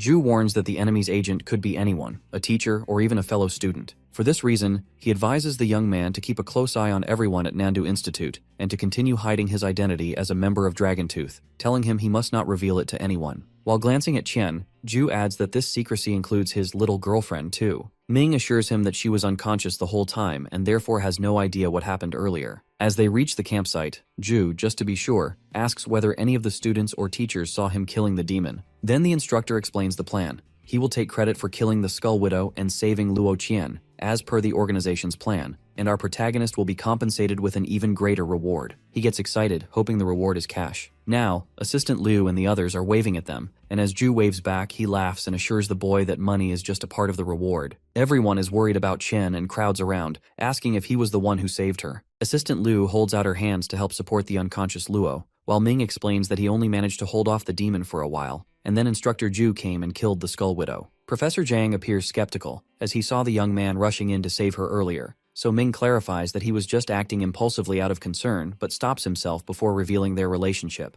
After a moment, he says she's simply his high school classmate. To convince them, our hero continues, saying that killing the Skull Widow would be impossible for a student like him, and Liu agrees, having said so earlier. Another student claims they heard he is a member of Dragontooth, which seemed impossible to them, as they are only new trainees while Dragontooth is an official organization that only accepts the best. His roommate interrupts, teasing that he's just his roommate and there's nothing special about him to be part of such an elite group. Returning to the task at hand, Ming asks if they have collected all the dragon eggs that were untouched by the rainwater. His roommate points to the mountain cliff, saying all the eggs are placed there, and now they are waiting for the mutant beast. As they talk, the mountain cliff starts to shake, signaling the creature's approach. Everyone is frightened, and our protagonist realizes this is the same beast that stopped the movie train before. The creature is so gigantic, it makes the whole mountain tremble. Instructor Zhu stands at the edge, looking down and welcoming it as it approaches. The monster rises from the depths and now stands in front of the squad leader, visibly angry. The other students are terrified, wondering about the rank of such a huge monster, since it seems even more dangerous than the Skull Widow. Everyone tries to approach the cliff where the calamity is, but they can't move. Even our hero finds himself unable to advance, no matter how hard he tries. He soon realizes the cause is fear. He is too afraid to approach the calamity, subconsciously denying its power and doubting his own courage to defend himself if it attacks. Meanwhile, Juchi stands before the monster, showing no fear, as he has been waiting for this moment for a long time. He throws his hat and glasses to the ground and addresses the beast. His face begins to shine with magic as he yells that he will make the beast surrender, even if it costs his life. Yellow light emits from his eyes as he again shouts, "Command your surrender!" Suddenly, the monster falls silent and collapses on the cliff near the instructor. Witnessing this, Ming is shocked, realizing that Ju's mind control ability is truly extraordinary. He subdued a near Lord rank monster within seconds. Our protagonist rushes towards the cliff where the squad leader is standing. As he arrives, Ju, with his back to him, tells him that for now, everyone must fight for their own survival, something Ming doesn't fully understand. Ju turns around, blood streaming from his eyes, nose, and mouth. He declares that even though he is leaving, he has managed to save the next 10 years of humanity. Then he leaps from the mountain, while our boy shouts his name and runs after him, trying to stop him. Our protagonist reaches near the cliff, but it was already too late as the squad leader has fallen into the pit. Ming is calling for his name, but the instructor's eyes are slowly closing as he gets near to his death. While lying on his stomach on the edge of the cliff, our hero starts crying since he couldn't save his squad leader. On the other hand, the calamity beast has woken up, and it seems like it is trying to comfort him. While petting the creature, our boy asks himself whether this is the path of survival Ju Chi chose for them. He remembers on the way here, His leader told him a lot of things, but he didn't realize it earlier. While apologizing to him, Ming starts crying more than before. Moving forward, Commander Lin comes from behind and puts her hand on his shoulder. In visible anger, he swears he will definitely find the person behind all this. Lin hugs him and says they all believe in him. Now both are crying over Ju's death while hugging each other. Meanwhile, the Calamity Beast is flying around them. Moving forward, everyone on the camping grounds is either standing on the beast or looking at it while being terrified. Meanwhile, Ming and Commander Lin are standing on it above its head. After checking everyone has gotten on, Professor Zhang calls out that they're set to depart now. While getting near to its face, our protagonist orders the Calamity to get them out of the fog, and all of a sudden, it starts crawling as fast as it can. On the other side, by the foothills, the army and other superhumans are waiting for them, trying to contact the CP so they can get inside information about them. One of them also orders everyone to stay alert, so no one enters the fog anyhow. As they see the Calamity, their commander orders them to stay alert. When it stops near them, Lin introduces herself as Commander Luo Lin, and as for this giant creature, it is under their control. Assistant Liu is waving at other superhuman companions who are very excited to see them alive and out of the fog. Even Chief Peng, Nandu's chief of security, is also happy to see them alive. Now everyone is getting off the Calamity while Lin salutes her chief and reports she has successfully brought back all 346 students, so the chief inquires about the instructors. Hearing this, she gets a little sad but keeps on reporting that Qing He, Jing Xing, and Guo Min are alive and safe, but Fang Qing, Miao Lan, and Zhu Qi sacrificed their lives for the sake of this mission. The chief and other superhumans salute back to her for their bravery. Meng, who is the vice chairman, assures them the Nandu Institute will never forget those who sacrificed themselves for the betterment of the country. After a while, on the institute grounds, they are holding the funerals of the heroes, so everyone is there wearing black clothes. Meanwhile, on the stage, 3 people are standing, holding the photos of the instructors who died, while the speaker is addressing that these are the heroes who saved Nandu, so they deserve to be in everyone's memories forever. Now the persons holding the photos start walking, which is a ritual to send them off, while the speaker asks everyone to give huge respect to them. After completing it, the speaker is going to list out the students who made great contributions during their time within the fog. He then addresses the first one, who is the first-class honors student, but his name is anonymous, and appreciates him for all his accomplishments. All the students are trying to figure out who this student is who got mentioned even above the instructors. Meanwhile, our hero, who is that anonymous student, is just standing there without any visible reaction on his face. Now all the students are talking about the Dragon Tooth member who is present with them, so they think the anonymous student must be that person.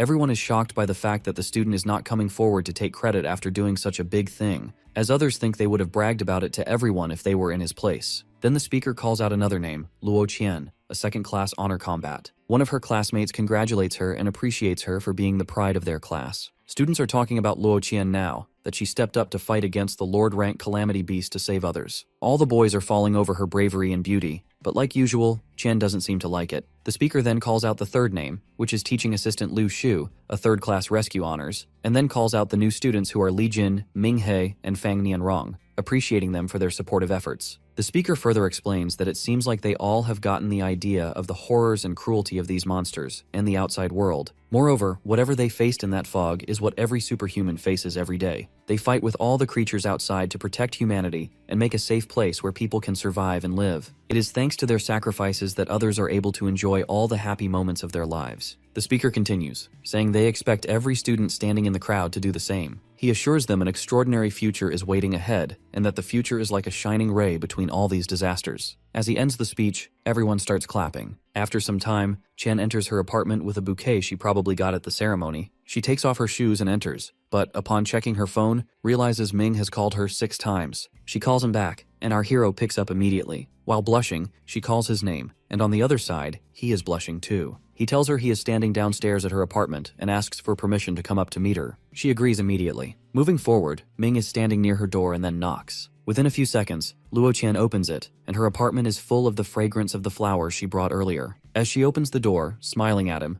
our protagonist gets very shy and starts clarifying that he was just meaning to check on her. While pointing at the sofa and asking him to take a seat, Chen explains she is feeling better now. Then she goes to the fridge, brings a cup of water, and offers it to our boy. As she sits on the sofa, she curiously asks whether he is that anonymous student everyone is talking about. As he drinks water, our protagonist denies it completely. She continues, saying that what she heard is that a lot of people saw him rushing into the spider nest, and in answer, he replies that at that time, he wasn't thinking straight, and as for the beast, he got nearly killed by it, but thanks to Instructor Zhu, he got there in time, and saved him. But it seems like Qian is not convinced by his answer, and says if she remembers correctly, then he is the one who saved her from the depth of the abyss. Yet our hero again denies it, saying her mind was under the control of the Calamity Beast, so she must have been seeing things at that time. In fact, he is just a trainee student who had a tough time even getting into Nando's special institution, so he is not capable of killing such a gigantic beast. All of a sudden, she moves toward him and kisses his cheek, saying she doesn't care about anything except the fact that he put his life in danger to save her, and she thanks him for that. After the kiss, both of them get super embarrassed, and Qian starts clarifying that she just wanted to thank him for saving her, nothing else. Meanwhile, on the training grounds, a girl is waiting for Ming, with whom she made a bet.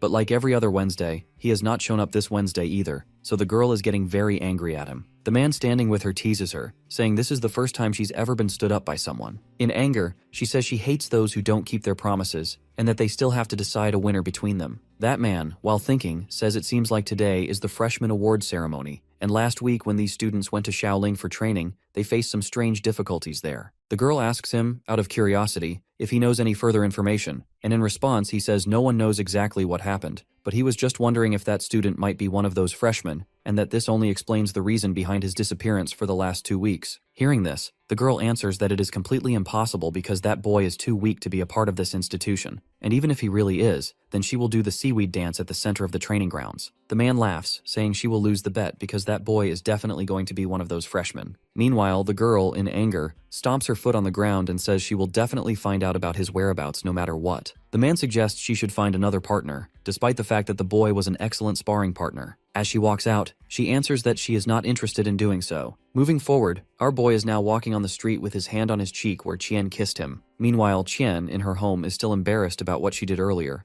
but then she remembers they are already dating, so it's not as bad as she thinks it is. But on the other hand, he asks himself to stop thinking about her since he is mistaken that she has a boyfriend already, and it was just her way of thanking him. While walking through the training ground, he remembers the promise he made with that girl, and how they also promised to meet here every Wednesday. He then puts on a mask when he realizes today is Wednesday, which means he has to meet her today, and wonders if he is late or not. As he walks towards the ground, the girl calls for him from behind, saying she has been waiting for him for a while. Our protagonist apologizes for being late and explains that he was in between attending the awards ceremony. In shock, she asks if he is really a freshman, to which he replies yes. The man with Feng starts laughing since she has lost the bet between them, and now she has to dance in the middle of the training ground. In a fit of anger, she walks away. He asks if they are going to play today or not, but Feng yells that she is never going to see his face again. The man with her explains she thought he was older than her, which is why she played with him on the same level, but now she is angry after finding out he's 2 years below her. Since our hero doesn't know about her, he asks if she really is a junior. The man gets very shocked, and instead of answering, he questions if our boy really doesn't know her, to which he answers that he obviously doesn't know. The man says it amazes him that there is still someone in the institute who doesn't know about Feng Ling. The man then gives him his card, saying he can call him whenever he is at the training grounds because he wants him to be the sparring partner Feng needs right now, and also inquires about the charges for being her partner. He questions if $10 per minute sounds good to him, but since he is in shock, he could not answer, so the man misunderstands, thinking that being such a good player, he must not be satisfied with the money. So he offers to pay $1,000 a day if he agrees to play with Feng once a week. Our boy immediately accepts the deal, and the man asks him to come to the training grounds again next week. Then the man goes away. Meanwhile, our hero is still trying to digest the situation, and as he realizes he's going to earn $1,000 a week, he gets very excited. At night, in the dorm, our protagonist is trying to control the Calamity Beast, but he is not succeeding. The goddess is also there, and she says, based on his human ranking system, he is still on the Moonglow rank. Our boy, while putting his body opposite to the wall to take a rest, agrees with the fact that he is not strong enough, and talks about how the skeleton dragon treated the Skull Widow like its food. Moreover, above that dragon was another monster, which blacked out the whole sky, and how the remains of its skin turned into the scorpion fly nests. As for the Widow Skull, he would have never succeeded in killing it if Chen had not already injured it, which means he is still far away from being strong, and he is not even worthy enough to be the food for these monsters. While thinking about the death of Ju Qi, he says he wants to become strong enough so he doesn't have to watch anyone die right in front of him ever again.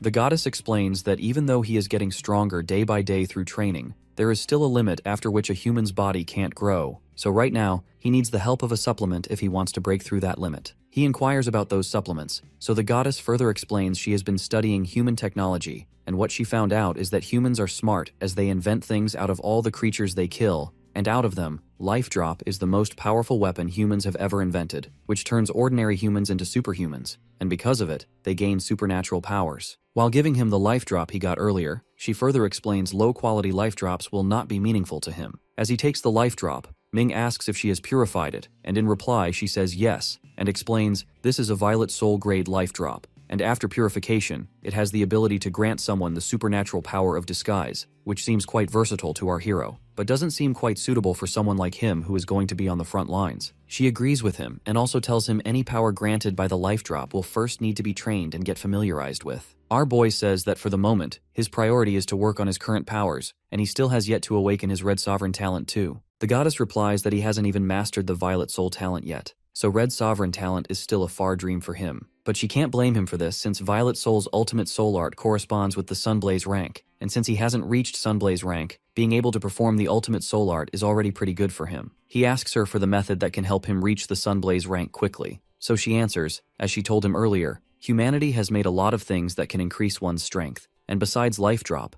they also have a sort of liquid stardust, which is made out of the blood, bone marrow, and pulp of monsters, but he knew nothing about it until now. She explains it is because he is still a freshman. He agrees with her, saying there are a lot of things he doesn't know about, especially those related to spending money. She tells him that only rich people can buy it since it is pretty expensive, and in regard to its work, its effectiveness is proportional to a person's hard work. As for now, his body is not ready to take in a large amount of energy. Meanwhile, consuming protein, dairy, and shakes would be too slow. So as for now, liquid stardust is perfect for someone like him. Our boy gets very excited and says he is going to buy it and will soon reach Sunblaze rank. She suggests he should sell the Violet Soul Drop. Moving forward, our hero is sitting on his bed when he receives the call from Peng Lingwei. Our protagonist picks up Peng's call, saying he was just thinking about him because he wants to know the best place to sell valuable items. On the other side of the call, Peng answers that the easiest way is to go and sell at Hunter's Hall. While getting out of the car, he further advises him to make sure he gives the item to the female hunter there, as she will help him sell it. Putting on his coat, Ming further inquires how he can buy expensive items, and Peng again suggests the Hunter's Hall, even recommending that he hire a private hunter assistant, which will be helpful for him. Standing in front of the building, Peng waves at a girl inside while telling him that once his item goes on sale in Hunter's Hall, the private assistant will ensure it sells at a high price. After thinking for a while, our protagonist agrees to follow Peng's plan and invites him out for a drink, saying he is getting all his specially recruited classmates together. But Peng apologizes, explaining that he is busy and won't be able to attend the meetup. Instead, he offers his help whenever Ming needs it, since he knows many important people in Nandu. He thanks him for the help and ends the call. In the Hunter's Hall, the receptionists are complaining about not getting any big customers lately when he enters the building.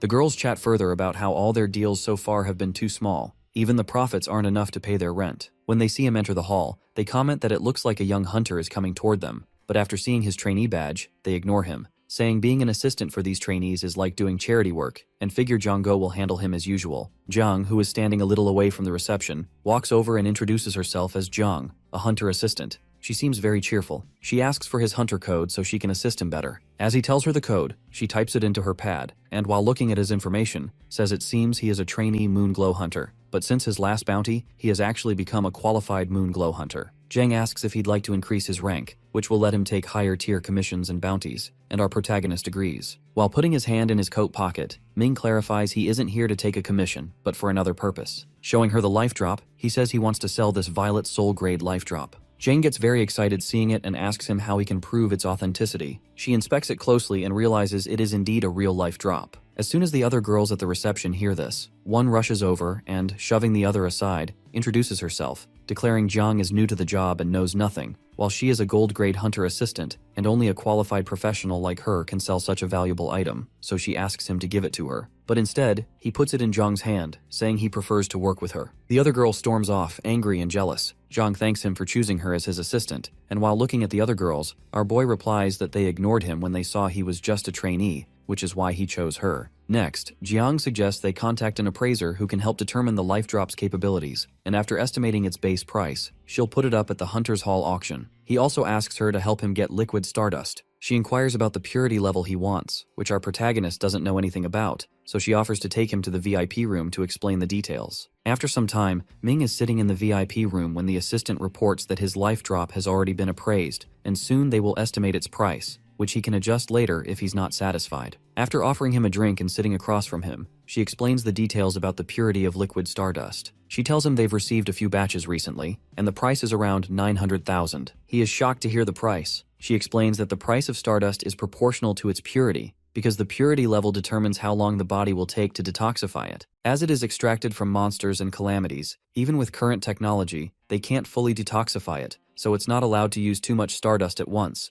or it will cause irreplaceable damage to the body. Our hero thinks to himself that he could never overdose on it since it's so expensive. Jang continues, saying that if he buys stardust with higher purity, his body will detoxify it faster. For high-purity liquid stardust, the body of an average human takes around half a year to detoxify, which means he can use it at intervals of half a year. He is disappointed by the price, but she adds that if his body goes through high-intensity training, his metabolism will improve, decreasing the interval time. He asks her for details about low-purity stardust. Zhang explains that low-purity stardust takes 3 to 4 years to detoxify and was sold for 400,000 last time, while the lowest purity liquid stardust costs 1 to 200,000 and takes over a decade to detoxify, with the risk of body damage. After hearing this, our protagonist decides his body isn't getting enough nutrients right now, so he should buy the highest purity to improve his strength, since every use of liquid stardust will increase his power. He decides to buy the highest purity stardust and asks her to reserve it for him. The assistant gives him her business card and tells him to contact her whenever he wants to buy something. As they're talking, someone enters the room and apologizes for the interruption. He is the appraiser who checked the item and, showing the life drop carefully placed in a box,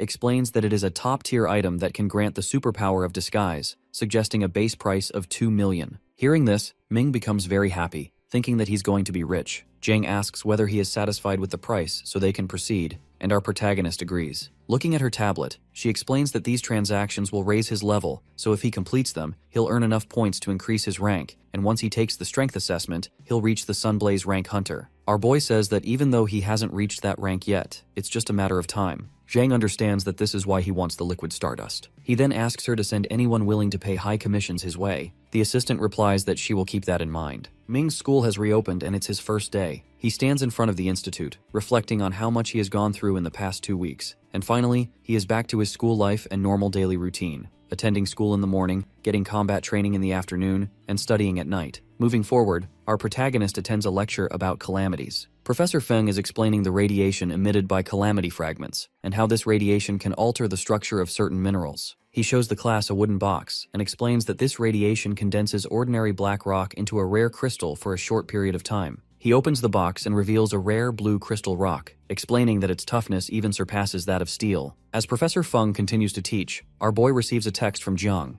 His life drop has sold for 3 million, and after keeping her 5% commission, she has transferred $2,850,000 to his account. Since he is sitting in class, he cannot celebrate publicly, but he is super excited inside at suddenly becoming rich. Professor Feng asks if there are any strength-type superhumans in class who can help with a demonstration. The class president raises her hand and points at him, explaining that he is a fist-type superhuman. The professor asks Ming to come up to the stage. The whole class starts cheering for him, since he has won an award before. When he reaches the stage, the professor gives him the crystal and asks him to use all his strength to crush it. He asks for clarification about really using all his strength, and the professor replies that he should not underestimate this small crystal's strength. The professor then turns to the students and says that 99% of them would not even be able to make a dent in the crystal, all while our hero is trying to crush it with all his might. Suddenly, everyone is shocked. Professor Feng is still explaining how the ordinary rock, under this radiation, absorbs the surrounding elements and transforms into a mutated crystal, but then he turns around to thank him for the demonstration and discovers that he has already crushed it. He asks how he did it, and Ming replies that he used all his strength, just as the professor said. The professor can't believe a newcomer could do this, so he asks if he is actually a senior who sneaked into the class. The class president confirms Ming is really a new student, just like the rest of them. All the girls start fantasizing about him, while his roommate is jealous and claims the crystal must have been faulty. He places the crushed pieces back into the box, and the professor, a bit disappointed, says he should have brought a higher grade crystal.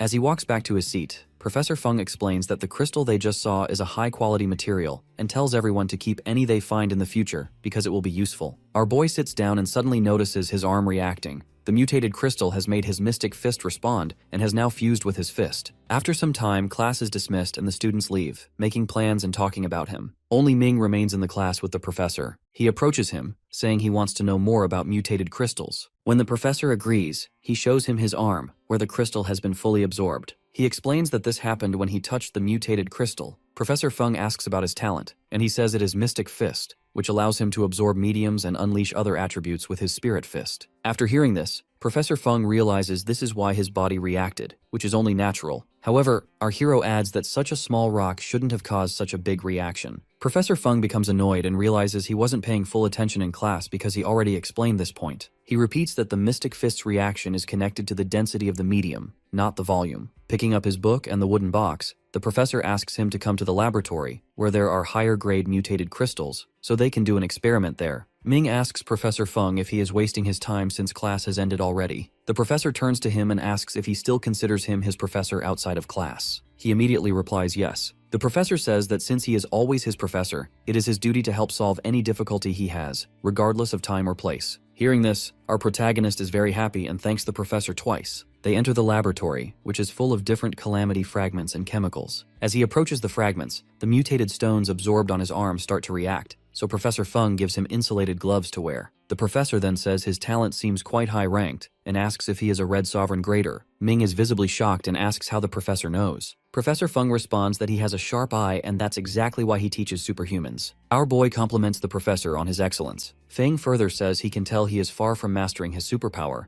just by noticing how his arm involuntarily reacted to the mutated crystals when he entered the room. He replies that he is still new to his superpower, as he hasn't had it for long. Our hero then asks the professor to teach him. At first, Professor Fung falls silent, but then he starts to reiterate Ming's talent and its capabilities. He explains that his skill allows him to absorb a specific substance, and then unleash a mystic fist attack that carries the same properties as that substance. All our protagonist needs to do is touch the material, which has already been demonstrated earlier when he walked into the laboratory and his arms reacted to the environment. Professor Fung points out that his true power is not just that his hands absorb whatever they touch, but that they actually respond to every single thing around him. Our boy looks at his hands and suggests that maybe the higher the concentration of a medium, the stronger the reaction it produces, a detail he has never noticed before. The professor continues, explaining that if he absorbs a greater quantity of a medium, its purity increases, which in turn allows him to exert even stronger power. But before he can enhance his spiritual abilities, the first thing Ming must learn is how to resist absorbing mediums. To demonstrate, Fung asks him to remove his gloves and try to absorb the frost crystal without actually touching it. Our hero takes off his gloves and says he will give it a try. As his hand approaches the frost crystal, it begins to absorb into his hand. Not only that one, but all the other fragments in the laboratory start getting drawn into his hand as well. At this, Fung tells him that he is still at the lowest level of mastering his spiritual skills, meaning that right now, his spirit fist is basically useless. In addition, his fighting style is very weak in the sense that he must physically touch a medium in order to absorb it. The professor then gives him an example. What if he wants to use a flaming fist, but the flame is 100 meters away? And what if his opponent blocks his path to the flame, knowing his ability? Hearing this, Ming realizes there have been times when he couldn't use any medium because of distance. After thinking about it for a moment, he admits this would be a huge problem. Moving on, Fung then tells him to touch the crystal directly with his hands to see what happens. After a while, Fung suggests they stop and go to the testing ground so Ming can try throwing a few punches. As they walk out, the professor mentions that there is still a heap of debris left from previous tests, but tells him not to worry about it. Pointing to the arena, Fung asks him to send a punch towards it, using all his strength. Our protagonist gets into position right away and prepares to throw his super fist. As he launches his roaring ice punch, huge crystals form on both sides along the path of his punch. Both of them are utterly shocked by the sight. Fung thinks this skill is extremely unusual. Our boy turns to the professor, excited, and says this is the first time his spirit fist has ever been so powerful. Professor Fung concludes that his powers are related to the concentration of the medium. He explains that the crystal he saw in the classroom was only a flicker-grade metamorphic crystal, while the frost crystal Ming touched in the lab is a dazzling-grade metamorphic crystal. Looking at his fist, our hero says he feels invincible and marvels at how such a small piece of crystal could be this powerful. Professor Fung laughs and tells him this isn't some ordinary Chinese cabbage that you can find anywhere. He asks where he can buy these kinds of crystals. Fung answers that low-level crystals can be found for sale, but their quality is very poor. As for high-level crystals, it's unlikely that he will ever see them on the market because most owners keep them as treasured possessions. The frost crystal in their school, for example, was donated by a social organization. Our protagonist wonders aloud what would happen if he prepared isomorphic mediums on his body, so that during battle, he could crush and absorb them to unleash a spirit fist several times more powerful than normal. Professor Fung agrees with the strategy, but adds that Ming should also seek some external support to boost his combat strength further. Right now, however, there is one problem. And when he asks what it is, Professor Fung responds that these crystals are far too expensive to buy, and for that, he would need a great deal of money. Not only is the dazzling grade frost crystal the most costly, but even flicker grade isomorphs are several times more expensive than diamonds. Hearing this, our boy feels disappointed, realizing that even though he thought he was rich now, it's still not enough. The professor places his hand on his shoulder and encourages him to keep working hard and improving his abilities. Maybe then, in the future, he'll have the chance to obtain 2 crystals to use. Meanwhile, he reflects that it's always the poor who have to work the hardest, while the wealthy rely on technology. Fing praises his skills and suggests they should focus on developing his medium perception first. Once Ming masters this, he'll be able to use everything around him to become stronger and even create powerful weapons. He asks about perception, and Professor Feng explains, it's about seeing, feeling, and smelling things, letting his skin sense everything mixed in the air. Right now, our hero only trusts what he can see with his eyes, but human vision is very limited. That's why people can't see the mediums and other elements that are truly present. The skin detects temperature, the nose picks up dust in the wind, and the ears hear all kinds of sounds, like running water. The hands can feel the wind on them. Therefore, Ming's top priority should be practicing with all 5 senses, paying close attention to the smallest things, and not letting only his eyes decide what he perceives. Our boy closes his eyes and asks if he should train himself this way. Professor Feng steps inside, saying he has a few more crystals. After a while, he returns with several crystals, a dim grade, a flicker grade, and a dazzling grade, and gives them to him, telling him to practice identifying their grades for now. He looks at the crystals and remarks that they all look the same to him. Professor Feng replies that this is his very first challenge, to work on his perception and not just rely on his eyes. With this practice, Ming will not only become comfortable in different environments, but will also be able to quickly identify which mediums are most useful to him. Our protagonist becomes excited, promising to make good use of his talent and to forge many powerful weapons. Feng explains that once he's perfected perception, the next skill to work on will be absorption. Absorption won't just mean touching the crystals, it will mean drawing in mediums from hundreds or even thousands of meters away. Our hero is stunned by the idea that he might be able to absorb mediums from such distances. Professor Feng tells him not to underestimate himself or his abilities, because one day he'll be able to absorb even lightning that strikes down on him, and everyone will cheer for him. For now, Ming's only priority is to keep practicing his skills. Ming promises himself that he's going to work hard because he hates feeling small, unimportant, or powerless. Right now, he isn't strong, but he is determined to become much stronger in the future. Later, our protagonist sits on the rooftop of his dorm, with the 3 crystals placed in front of him. Even so, he still can't find any difference between them, which tells him he isn't concentrating enough. He shifts his focus, looking at the crystals more intently, and soon manages to distinguish between them. Then our boy closes his eyes to sense all the mediums around him. He realizes the area isn't very windy, so if he absorbs the air, he'll only be at the level of a dim-grade crystal. Expanding his perception further, he notices the air coming from one direction is more humid, which means there's a river nearby, and absorbing that will bring him up to the level of a bright-grade crystal. Realizing his perception is working, our hero is thrilled. He understands that in the future, he won't have to search for mediums to absorb. As he's thinking about this, Zhang, his hunter assistant, calls his name. Looking down, he asks what she's doing there. She shows him a bag and replies she's here to deliver the items he requested. At her words, Ming jumps down from the building. Some boys watching from the dorm windows comment that even though he has Luo Qian, he's still meeting with other beautiful girls, and they seem jealous of him. Zhang takes out a box and explains that he was lucky.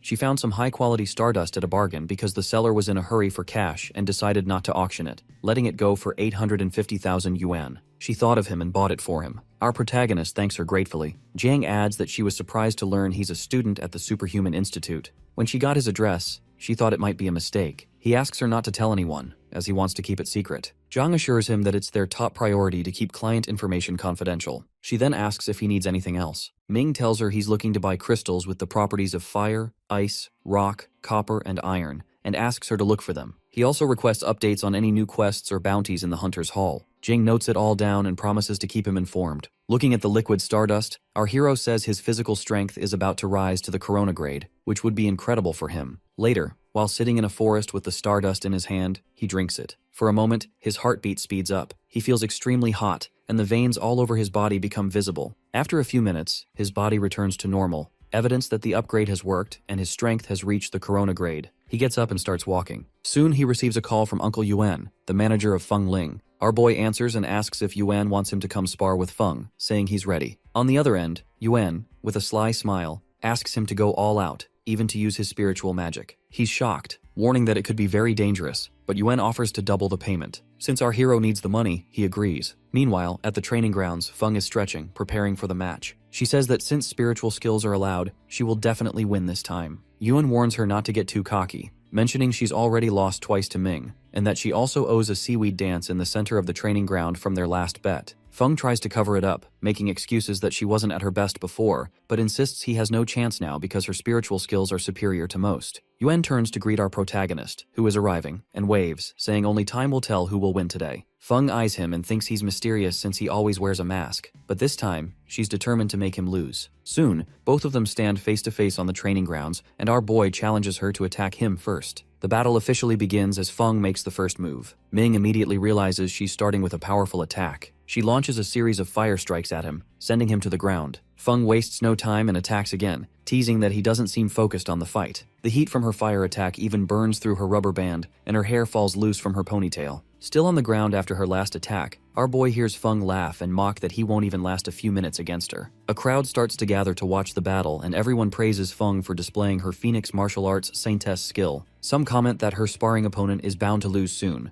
as he's already on the ground after just 2 attacks. When someone else squeezes into the crowd to see what's happening, a boy tells him he's just missed Feng's legendary move. Our protagonist stands up, brushes the dust from his hands and clothes, and admits this is one of the best superpowers he's ever seen. The attacks are truly fierce. He thinks to himself that if he were still as weak as he used to be, he wouldn't have survived these 2 blows. But right now, our hero is overflowing with energy, having just reached Sunblaze rank, and it feels like a heavenly catharsis to him. Now he's ready to fight back. Suddenly, he rushes toward Feng and lands a punch with his mystic fist, warning her to be careful. The punch sends her flying back. She quickly retaliates, shoving him with her hand and sending him skidding back, but he manages to stay on his feet. He knows he should be on the offensive, but if he takes another direct hit from that scorching blast, his arms might not withstand it. Feng taunts that all he's good for is being a punching bag. Sure, he can take her hits, but that's all. Even Ming realizes he can't win at this pace, so he decides to use his dim grade skill. Knowing fire is the source of Feng's strength in Phoenix martial arts, he touches the ground and absorbs mud as a medium to help protect himself from the flames. She attacks again, but this time our boy blocks her attack with his arms as a shield. Still, his jacket catches fire and burns. He realizes that even though it's just a spiritual skill,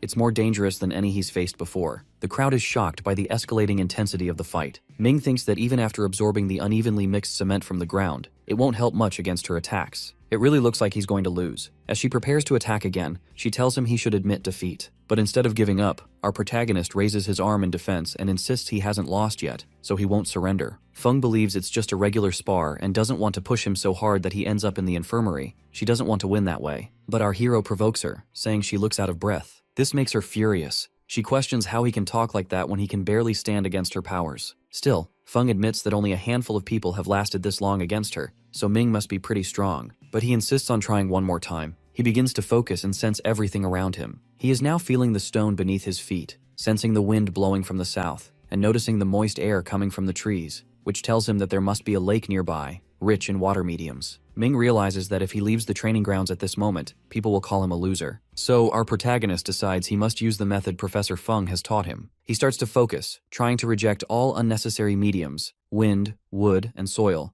because right now, the only medium he needs is water. While he's still working on this, she suddenly attacks again, saying she wants to finish the match quickly. However, just as she reaches him, his perception technique activates, and he manages to draw water as his medium. The power of water overwhelms the fire, and not only Feng but the entire crowd gets soaked. People begin running around, confused, and trying to understand what kind of power he just used. To them, it looks like some sort of forbidden ability, but all they see is a blue light, so they know both fighters are still using their spiritual skills. Someone in the crowd shouts that if such a spiritual power really exists, he's going to drink water from the lake. Our hero, now filled with energy and feeling stronger than ever, realizes that this must be what the extraordinary talent of a red sovereign feels like. Water is now draining away through the outlets in the ground, while Feng lies on the ground, apparently unconscious. Ming rushes over to her and starts pumping her chest, trying to get the water out because he thinks she might have drowned. At that moment, Yuan appears from behind and suggests that he should perform CPR instead. Our boy hesitates, saying it feels weird, but Yuan urges him to hurry, insisting that it will be too late otherwise. Since all of this happened because of him, he takes off his mask and leans in to give her CPR. Right then, Feng wakes up,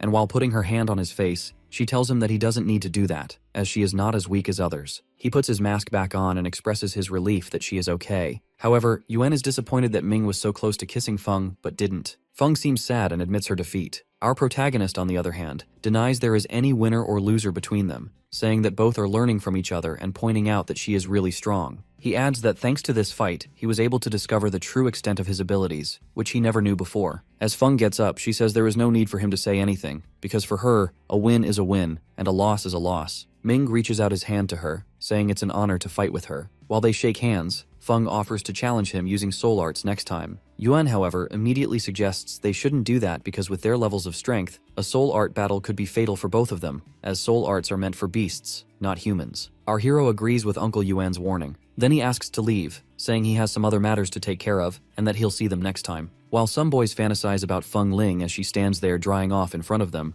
Uncle Yuan throws a towel over her and says she's wet, so it's better for them to leave for now. Now Yuan drives the car while Feng sits in the back seat drying her hair. She declares that she won't lose to Ming next time. Uncle Yuan explains that this university is a place full of talented individuals, and those who can stand out in battle always become widely known. He says that's how someone becomes the man of the school, just like her, but today our boy pushed her to her limits. Feng adds that he seems like a very mysterious person, and she can't figure out his reasons for acting the way he does. Uncle Yuan thinks about it and concludes that Ming wears a mask because he doesn't want people to know his true identity or strength. Eventually he believes our protagonist will come forward because no one can resist the temptation of fame forever. But Feng disagrees, saying that's just a myth. Suddenly Yuan starts telling her about an award ceremony where they honored someone who played a key role in the Shaoling disaster, yet that person never revealed his name. Feng snaps at him, telling him not to suggest that Ming is that person. Wen continues, saying that even though he's only a freshman, his abilities are stronger than any of his classmates. Yuan advises that they should keep his information private and find a more secure place for their next match. Teasing her, he asks if she managed to see Ming's face, but she replies no in annoyance. Yuan keeps teasing, saying that even though they fought so intensely, she can't deny that he's handsome. Annoyed, Feng yells that even though she was unconscious, she could still hear them, and that Yuan was the one who made him do CPR.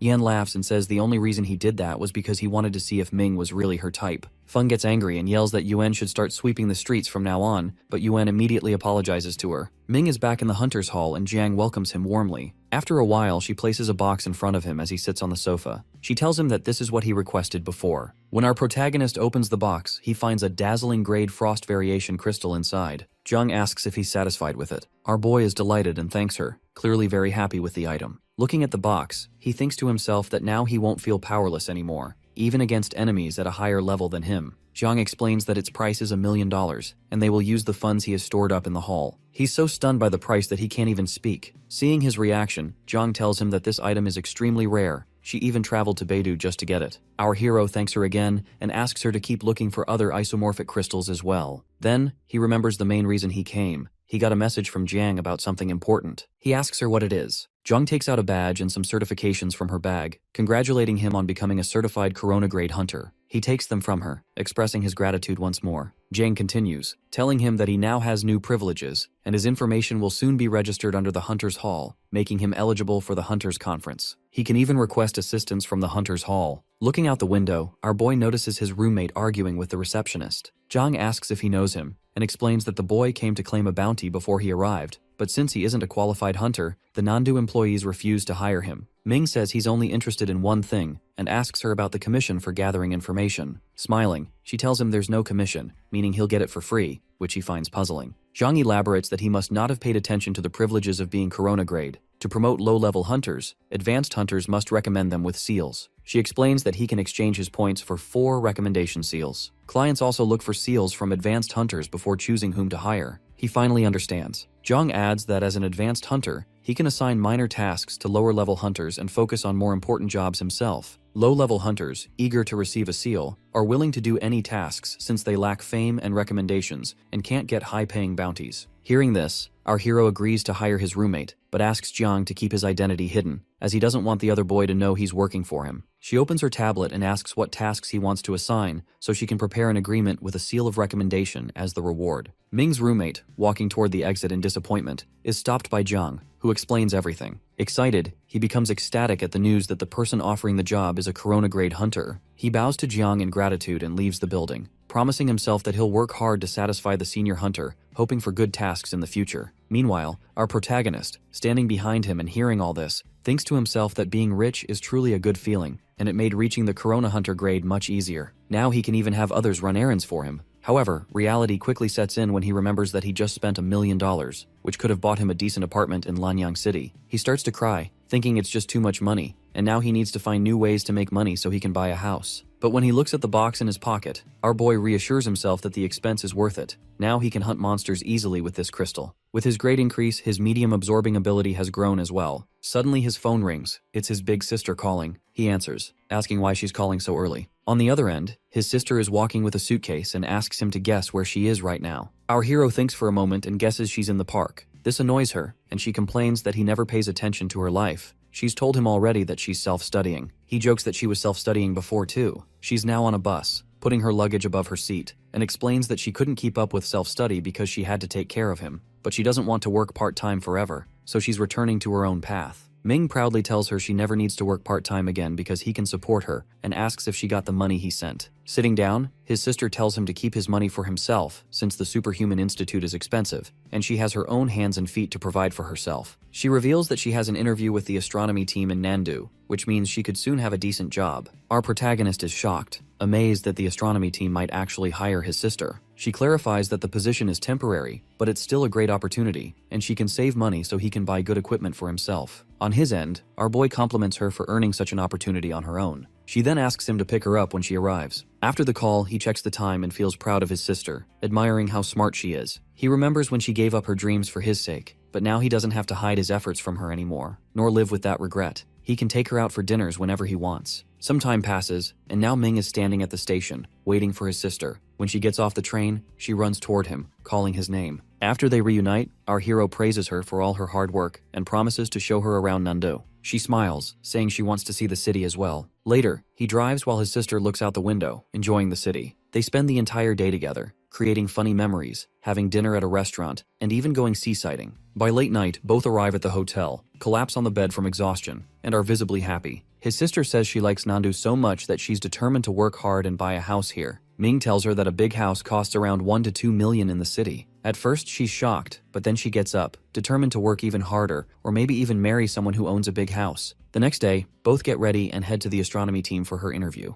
As they arrive at the Nandu team building, security checks them at the entrance. An assistant approaches Chin Yu, confirming her identity before asking her to follow. Just as Chin Yu is about to leave, Ming wishes her good luck. Our protagonist looks around and quickly notices the tight security, which is expected for the astronomy team. This team observes the stars and their movements, providing crucial warnings to superhumans worldwide about impending disasters. Their constant vigilance, even over minor changes in space, makes them like humanity's watchful eyes. The fact that his sister secured a position here, even if the role seems minor, impresses our hero. Lost in thought, Ming is startled when someone descends the stairs. The security guard at the bottom salutes, but the newcomer quietly tells him to remain silent. He then approaches our boy, sits on the sofa across from him with an adult magazine in hand, and grumbles about how complex algorithms give him headaches. Ming's attention shifts to him, and he soon recognizes the man as Dr. Wu, someone he's seen in textbooks. Dr. Wu peers at Ming over his glasses and asks if it's his first day. Ming explains he's only accompanying his sister for her interview, clearing up any confusion. Wu admits he was surprised to see such a young face in the astronomy team. Suddenly, our protagonist jumps up and asks if he is Dr. Wu Long. Wu playfully tells him to guess, but Ming says he's certain, having read extensively about him. Dr. Wu smiles, curious about what the textbooks say. Ming replies that Wu Long is praised for discovering the extraordinary rainbow medium, which through astronomical observation helps determine the strength of beasts. This discovery greatly empowered the organization. Hearing this makes Dr. Wu happy. Wulong asks if our hero wants a photo with him, and Ming enthusiastically agrees. After they take the picture, Wu resumes reading his magazine and jokes that Ming can now boast to his friends, but warns him not to disturb his peace again. Yet, curiosity gets the better of our boy, who asks about the magazine. Wu, a bit annoyed, explains that magazines are books too and urges him to stop bothering him. Embarrassed, Ming tries to explain that his friends also enjoy such shows. At that moment, a female assistant approaches. She scolds Dr. Wu for disappearing when there's still work to do. He claims he's just trying to refresh his ideas, but she eyes his magazine and suggests he prioritize work over hobbies. Wu repeats his earlier point.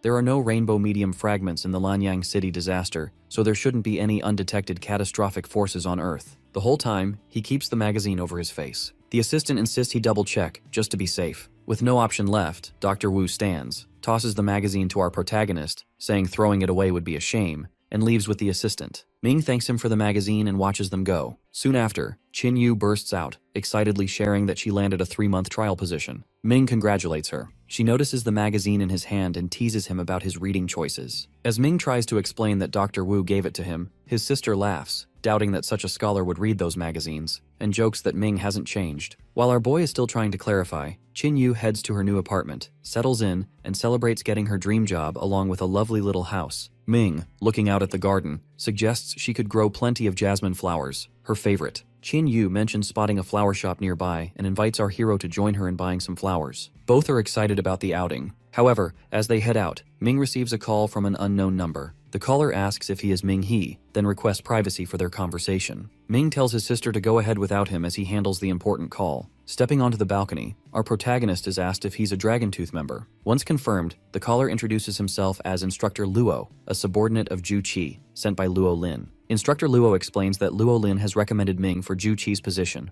officially inviting him to join the Dragon Tooth group as its new wanderer. Luo tells him that tracking enemies has proven harder than expected, and it seems their members' information has been leaked. To address this, they are forming a new department called Wanderer, whose members, like blood sharks in murky waters, are tasked with finding subordinates of the universe's heavenly sovereignty. Ming asks if they have any leads. The instructor reveals that Zhao Shuhua once bought medical equipment from the black market in his youth, likely encountering someone from the universe's heavenly sovereignty there. Dr. Zhao acquired this equipment specifically to extract beast blood. Luo suggests Ming visit the black market, as his young appearance will help him go unnoticed. The instructor urges our hero to keep Luo Lin informed about any hideouts he discovers, so reinforcements can be sent if needed. Later, our protagonist stands outside the black market, reflecting on how different it looks compared to those in shows. It's hidden in palace-like buildings rather than dark alleys. As he enters, Ming immediately notices 4 individuals who seem quite extraordinary. As Ming tries to enter the building, a woman stops him and asks if he has an appointment. Smiling, Ming insists his girlfriend is unattractive and that he was advised to come for plastic surgery. He explains that he doesn't know the price and wanted to ask in person.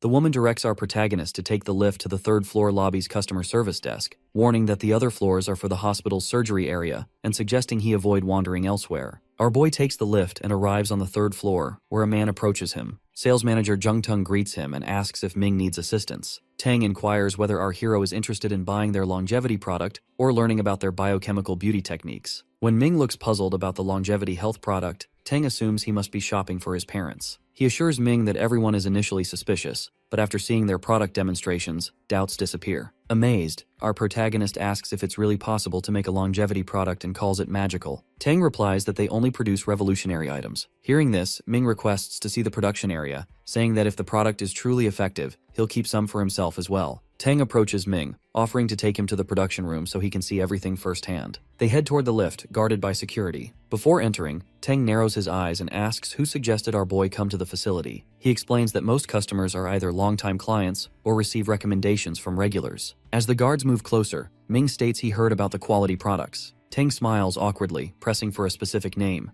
Otherwise, he says it will be difficult to go to the upper floors. He warns that without this, they'll need to verify Ming's identity. A few guards surround our hero, prompting him to comment on their caution. He realizes these questions only arise after reaching this point, recognizing the trap for those who come to investigate. Ming confirms if naming a regular customer will satisfy them. Tang nods, stating he's willing to help if our protagonist genuinely wants to learn more, but presentations are necessary to ensure no one intends to steal their techniques. Surrounded by guards, Ming casually states that Sister Hu recommended him. Tang's expression brightens, and he says that if that's the case, Ming is now considered a small VIP customer. Reaching for the lift button, Tang promises to show our boy the production base. They arrive on the 22nd floor, and as they walk together, Tang explains that the world knows Scrounge's blood mutates animals, but few realize it can also affect plants. Soon, they enter a room where plants are being mutated, with several people working on them. Something catches Ming's attention: human-made sun lamps and an automatic liquid spreading machine.